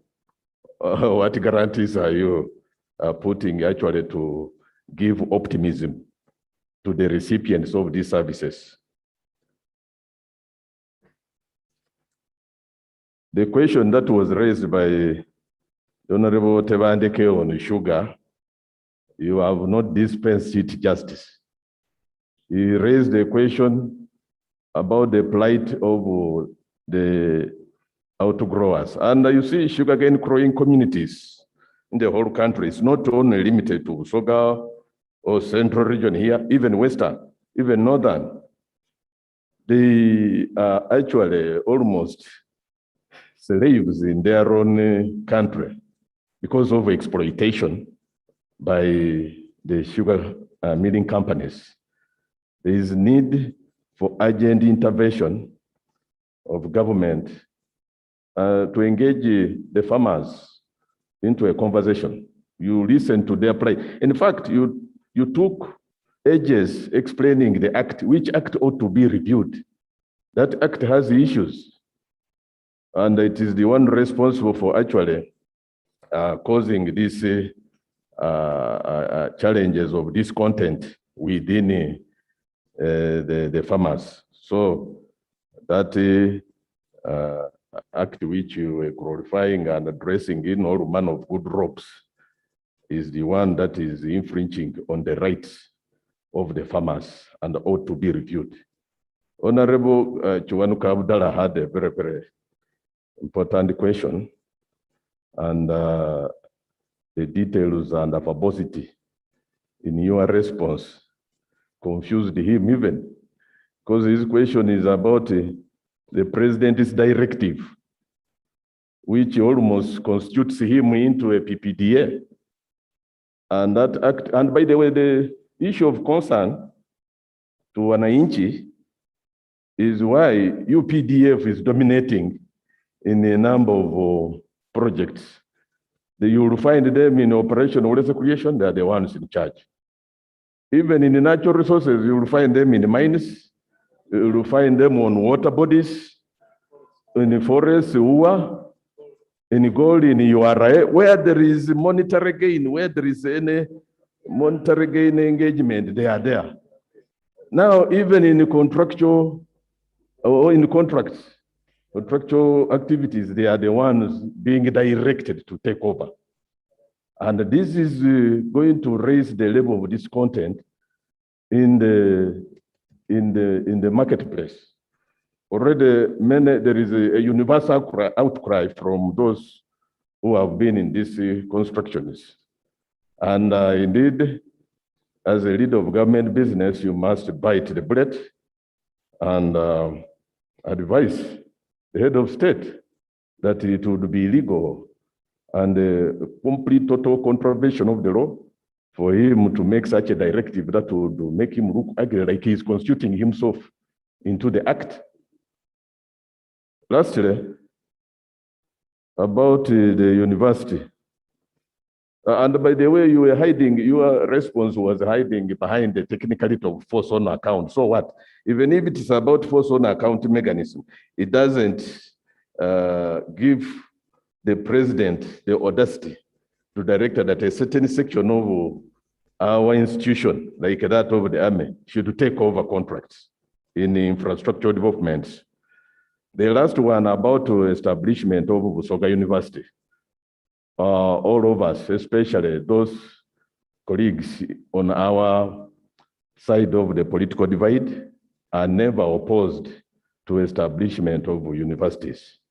Even you saw the other day, the mountain of the moon, we were very supportive. But when you raise justification that it is about observance, strict observance to the national objectives and directive principles of state policy, like that one of equitable distribution of resources or equitable distribution of higher institutions of learning, then it should be seen in word and deed. Because if you are constructing a mountain of the moon, there should be an equivalent to a mountain of the sun in the east. And for instance, if you talk about the Busoga, we have no issues. It is already in the pipeline. But how about the mountain of the sun, Mount Elgon, which has, by the way, a comparative competitive advantage of sports? Why not construct or consider constructing a sports university? Those ends, so that Ugandans will see a balance. So this Busoga University should have been actually established yesterday. We are only waiting for that motion, and we shall be supportive. Thank you very much, Right Honorable Speaker. Thank you very much. The leader of opposition, for those, there used to be a comment, they used to say may comment, now they say may reply. The new amendment says may comment or reply. So suppose that's why the leader of opposition is going through all the questions blow by blow. Okay. I have statements in response to some issues. I think let's finish this today if possible. Next item. Item 6, responses by minister to urgent questions. Item 6, Roman 1 is over the need for government to fast track compensation of project affected persons of the Kapchora Bucho lot.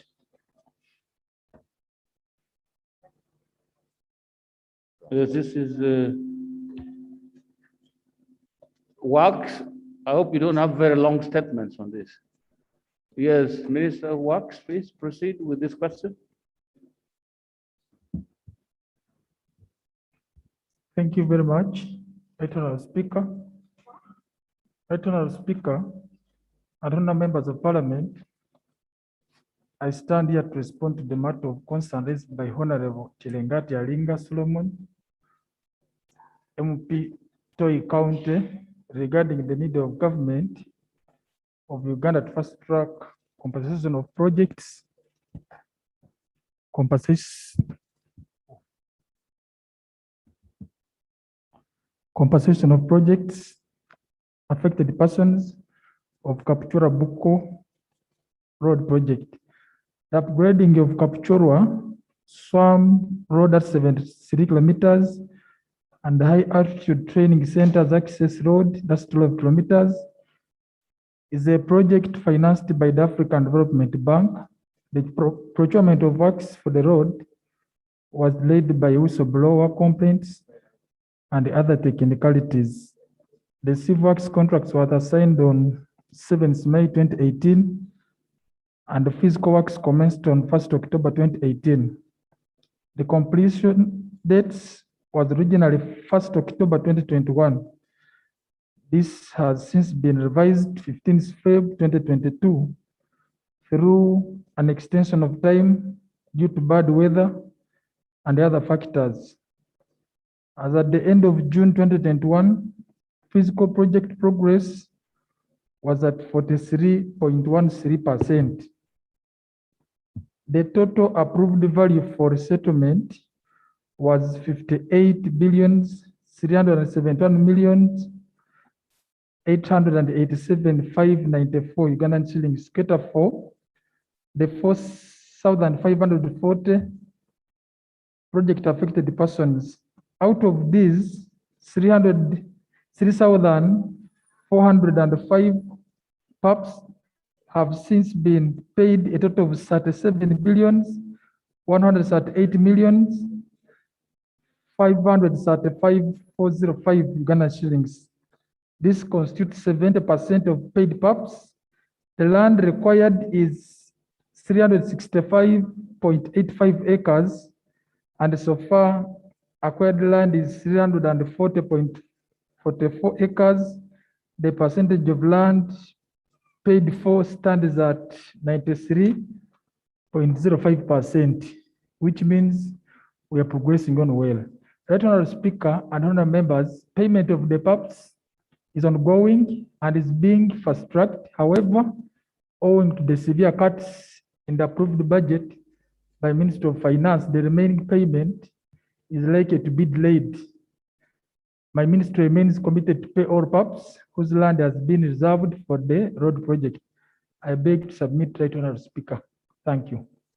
Thank you very much, Honourable Minister. Next, please. Item 6B is on the delayed construction of the Koboko Adjumani Road.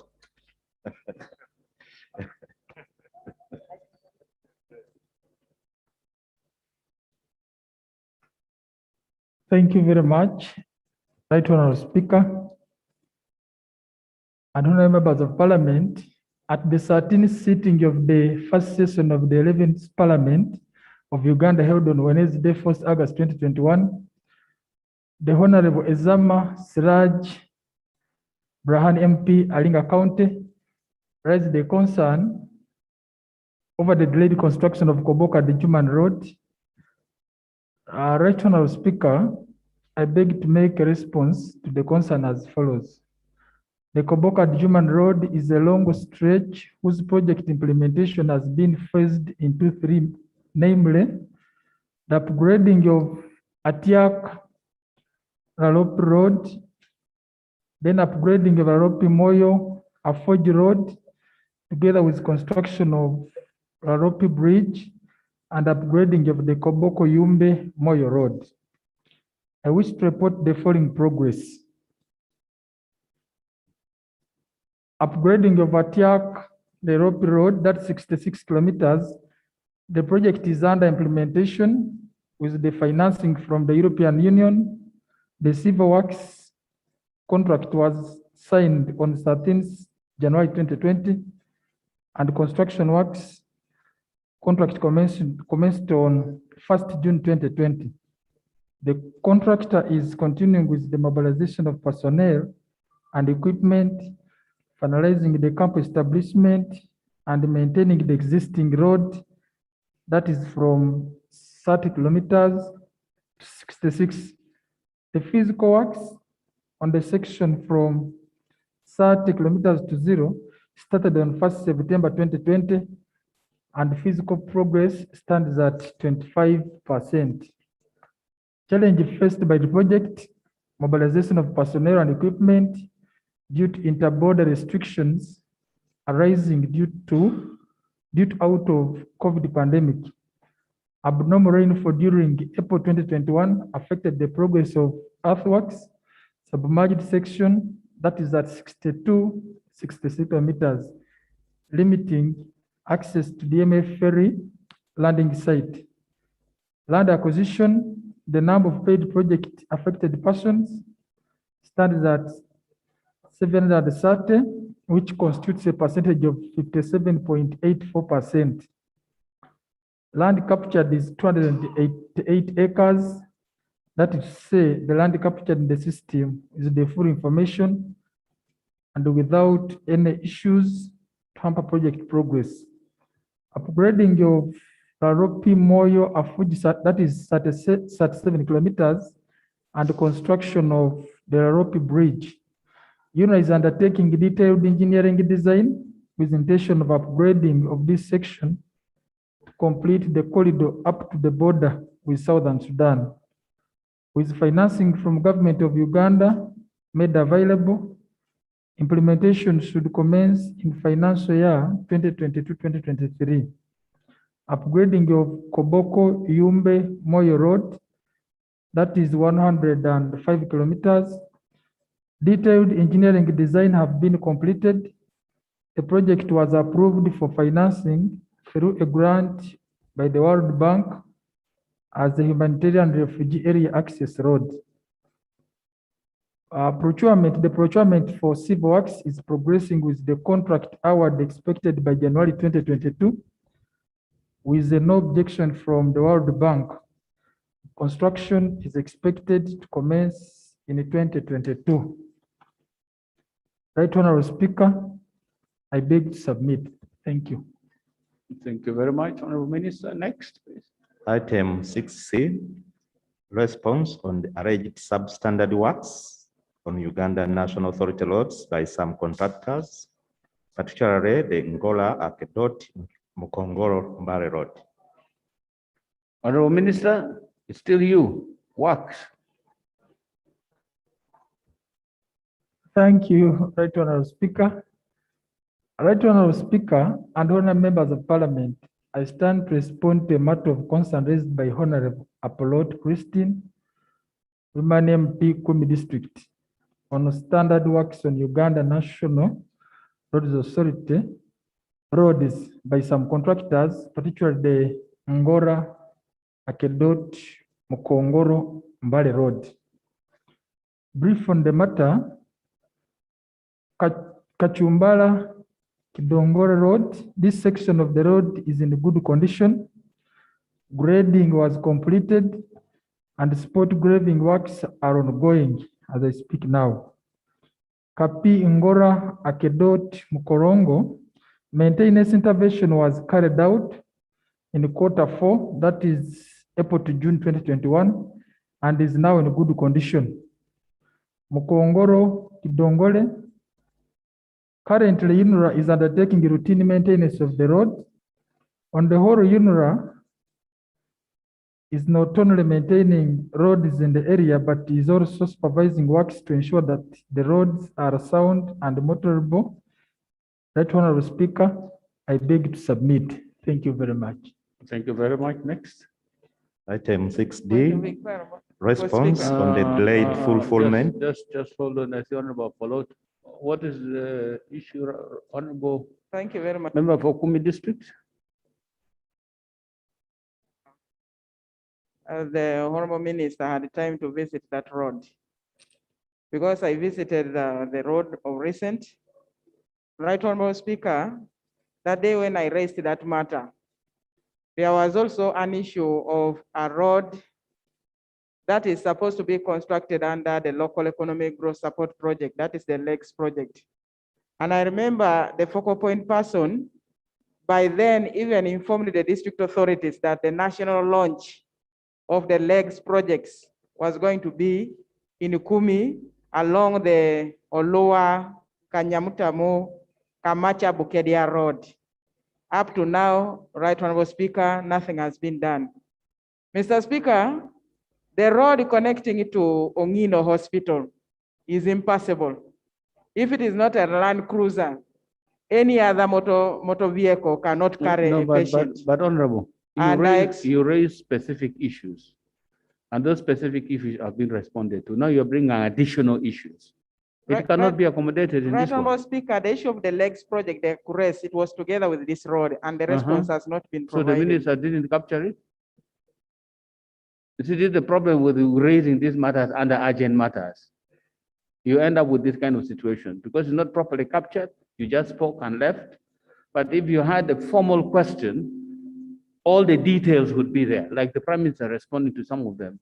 That is the way they respond to questions for oral answer, which is more detailed and formal than this informal one, which is, now you see, this one, the minister picked some, left out some, and you are now bringing it back. But we'll take the minister's response and move on like that. Honorable Minister, we want to do the supplementary issue that raised by the member for Kumi District.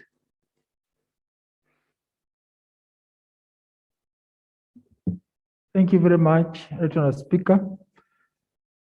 I've heard the issue from the Honorable, and they commit that after here I will contact her.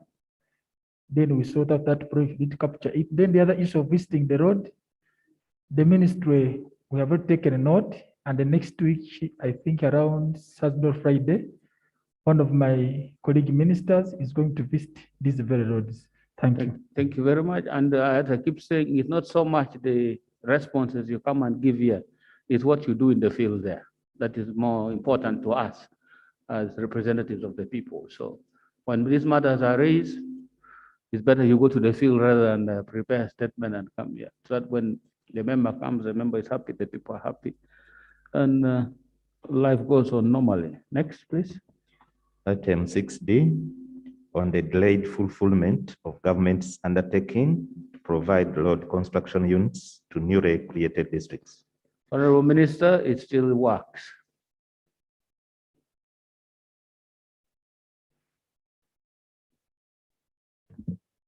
Thank you very much, Right Honorable Speaker. Right Honorable Speaker and honorable members of Parliament, I stand here to respond to a matter of concern raised by Honorable Samba Patrick Oshabe, MP Kasanda County North, on the delayed fulfillment of government's undertaking to provide. Really? Please. No, please, Honorable. Please, let's have some order, please. He has not even said a word. Please. Let the minister respond. Then you can raise. Are you the one who raised the matter? I beg for your. No, let the minister respond. If there are gaps, we see how to fill it like Kumi did. Much obliged, much Speaker. Thank you. Okay, thank you very much. I beg to make the following statement on the matter. Background, during financial year 2017-2018 and the 2018-2019, the Parliament of Uganda approved the creation of 13 new districts.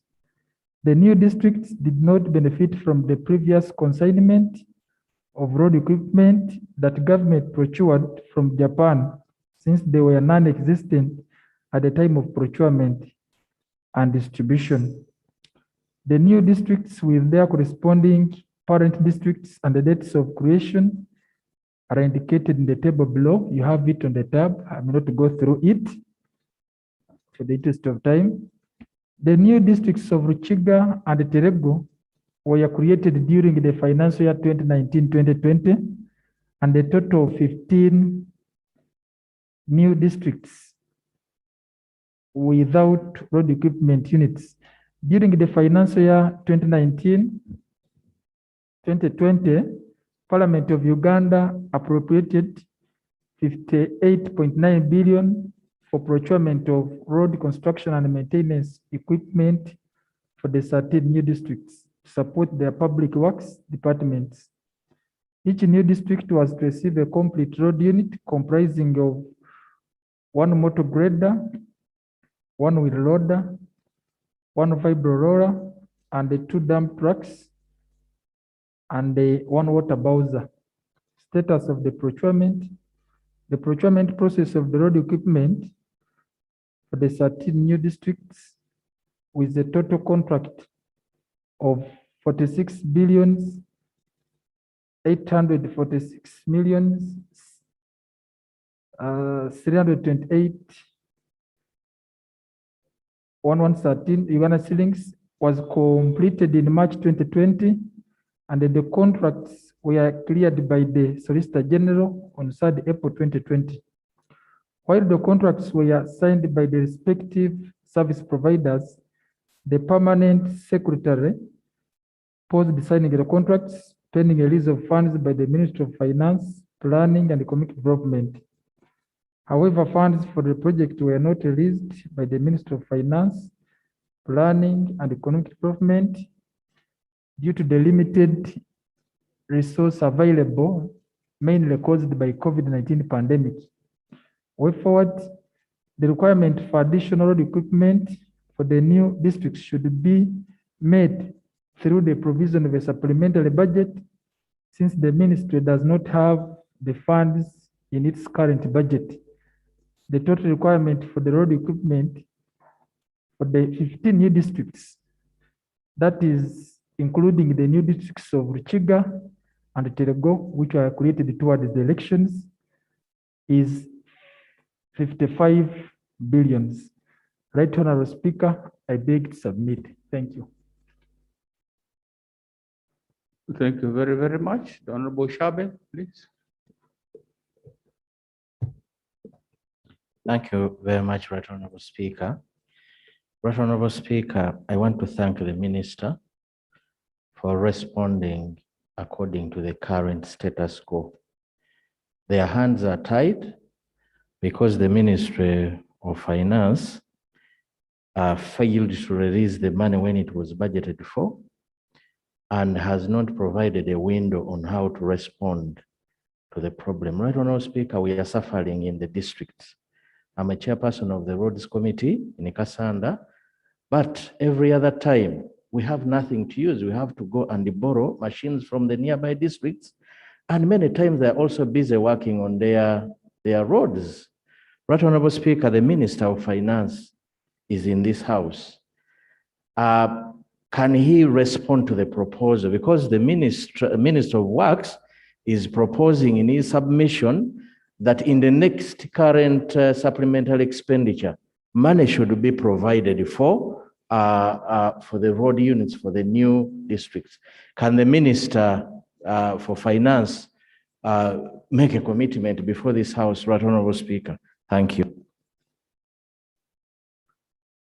That was supposed to be a supplementary question to the minister who was responsible for the question. If the Minister of Finance has something to say about this, it would be okay. Thank you, Right Honorable Speaker. Right Honorable Speaker, we are going through difficult times.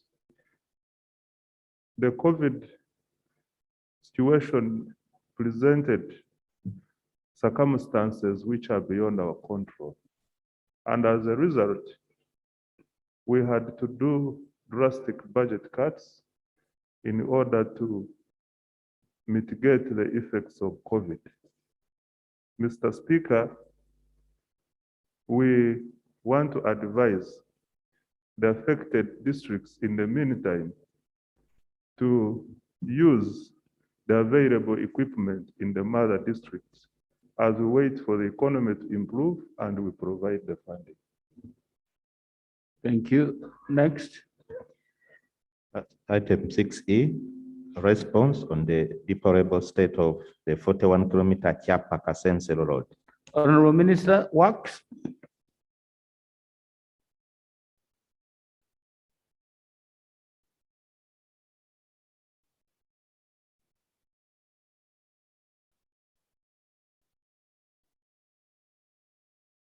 Honorable Minister, please. Thank you very much. Right Honorable Speaker.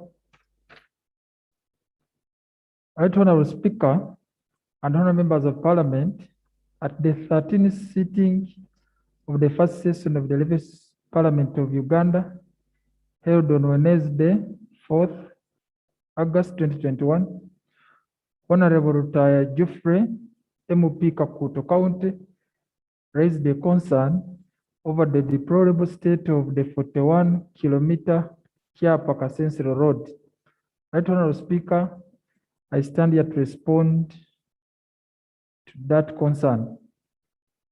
Kiapa-Kasensero, that's 41-kilometer road, is a Class C unpaved road under Masaka Union Station. The road connects off Masaka Mutukula National Road through Kiapa Trading Center, traversing Kyotera District via Kiembe Trading Center, and terminates at Kasensero landing site, a very busy commercial center on the shores of Victoria near Uganda-Tanzania border. The road traverses through low-lying areas characterized by swamps and weak clay soils that make it susceptible to flooding during the rainy season. However, the road is used by medium and heavy trucks daily that transport fish from Kasensero as well as other agricultural produce. Thus, any disruption in traffic flow can easily generate complaints from the community. Road surface condition. Kiapa-Kasensero Road is currently under framework contract for mechanized maintenance by Ms. Kasese Nail and Wood Industry Limited to specifically work on flood sections so that they are made safe and passable even during the rainy seasons. The road surface is generally in good motorable state, especially in this dry season, since the framework contractor Ms. Kasese Nail and Wood Industry Limited carried out heavy grading and filling of the entire 41-kilometer. Drainage, the framework contractor has not yet started on drainage works, citing financial constraints due to delayed payment. As a stopgap measure, Masaka Union Station provided the contractor with 6 lines of assembled AMCO culverts to be installed by the contractor.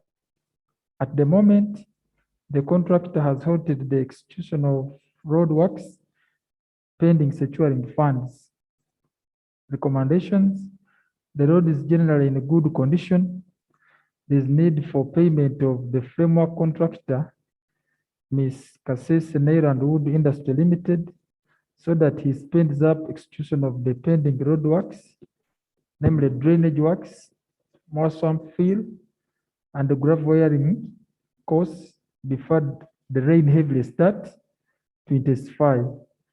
Attached are some of the photographs taken along the different sections of the road. You can see the photographs behind.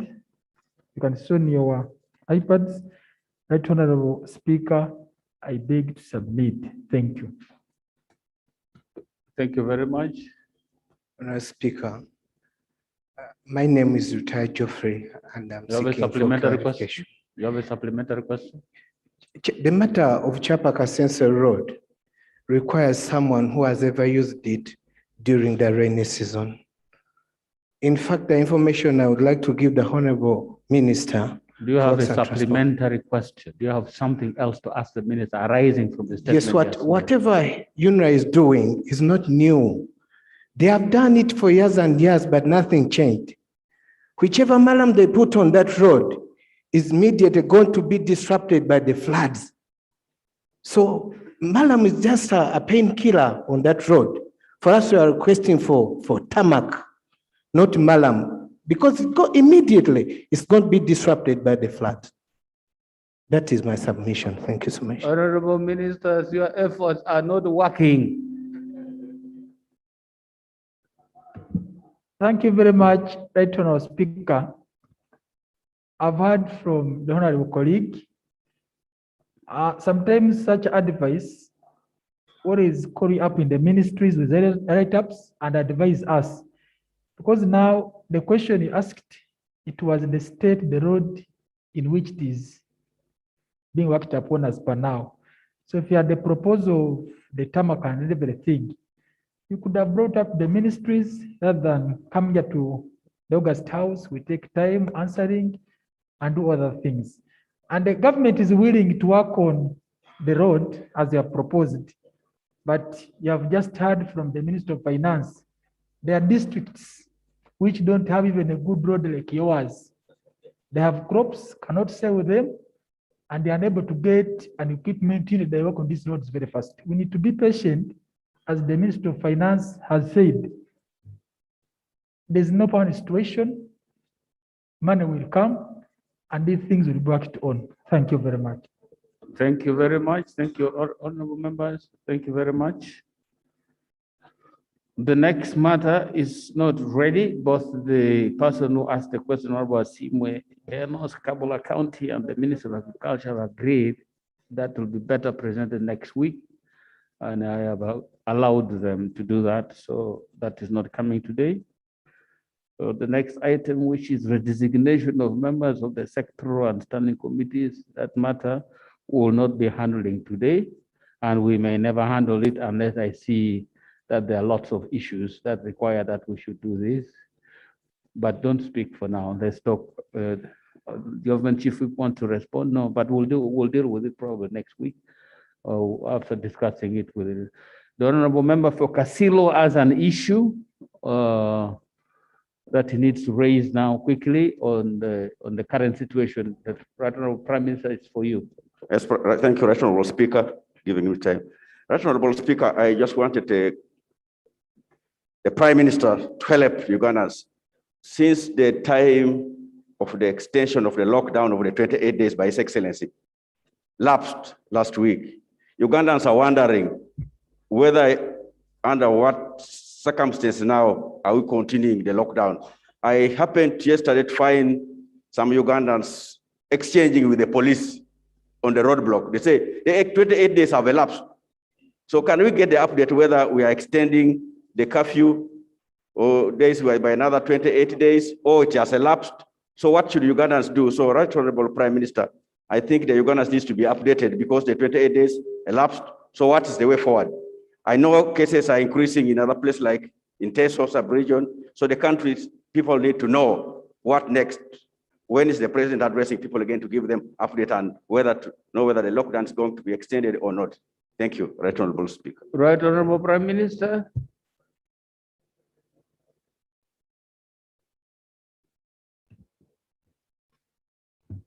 The Right Honorable Speaker, my brother has asked a very good question. I want to inform Ugandans that the cases of COVID-19 are going up. The only solution to this is vaccination. We have got chance that we now have access to vaccines. By October, by the end of October, we shall have got vaccines to vaccinate over 5 million people. That way, we shall have no barriers at all. At least we shall have vaccinated the most vulnerable group of people in the country. That is when we even think we can ably open our schools with no doubt of having our children transmitting the virus to their parents who can easily die. Brother, your question of roadblocks, we still have to endure with curfew until a certain time when we shall tell you we are safe. through the Ministry of Health and our scientists. No, but Honorable Prime Minister, the issue is, can there be a communication to the public to that effect? I think the honorable members are also missing the president. I see the member for Kumi municipality, the member for Kasilo pleading to find out when the president is going to address the country. Okay, through Parliament, allow me to inform Ugandans that the curfew continues. We shall come out and inform you when, but it's better for me to inform you the mitigating measures and when we shall have at least have gone through a certain level. We intend to get more vaccines. We expect to get 9 million vaccines from Pfizer, 9 million vaccines from Johnson & Johnson, and 9 million vaccines from AstraZeneca. By the closure of November, we shall have gone to at least 11 million people. Are you accepting clarification? Shall I accept it? Right, Have you accepted clarification, Right Honorable, or you've finished? Right Honorable Speaker, the Right Honorable Prime Minister is my very good friend. By the time I rise up to say something, it must be sensible, when she's the one who has been there. Right Honorable Speaker, the question I want to directly pose to the Right Honorable Prime Minister is, when is the president coming to address the country pertaining the issue of the curfew and the COVID? When? Because we have missed the president. We have not heard from him. Thank you. Additional information, Madam Prime Minister. You have accessed the microphone early enough, please. That's enough. Right Honorable Speaker, that shows how Ugandans love our president. Yes. Now, the president has been addressing the nation, and we have channels of informing the country. We shall still go through the same channels to inform you members when the president, our loved president, will address the country. Thank you so much. Thank you, honorable members. Thank you very much for a very fruitful week. I think we have done quite well this week, and we'll look forward to next week if we can proceed with this. Right Honorable Prime Minister, we are running out of business. We're running out of business, and you can see that we are now just trying to find business. Like I guided last time, our rules as amended are very clear, but saved business, they are not automatic. So those the business that has been saved from the 10th Parliament, they have to be reintroduced into this Parliament so they can be captured and sent to the active committees now. So when, for example, a bill is reprinted, redated, a bill which has been saved, we'll bring it back, send it back to committee. Then the committee will assess what the previous committees did. If they are satisfied with what the previous committee did, then they'll come and say, no, we own it up, they've done a good job, we'll move from here. But if they are not satisfied with what the other committee did, they'll say, no, we're starting from scratch. We are not very satisfied with the work that has been done so far. That's what the rules say. So it's not automatic that once it is saved, it is then there, it is in the House, because we don't have it in the 11th Parliament, and it has to be reintroduced so that we can send them to committee. So as of now, we don't have much business. So if the situation is going to continue, I would want to start the debate I proposed earlier of what, as Parliament, we think our contribution can be in the planning for the next 5 years. In our view, as representatives of the people, what do we want to see Uganda look like in 5 years, by the next level? What do you want Uganda to look like as members of Parliament? So if we continue with this scarcity of resources called business, I will initiate that debate, and which will take about 2 weeks. By that time, you'll have generated business, and members will be actively speaking to the country about what they want to see as a parliament. House adjourned to Tuesday, 2 o'clock.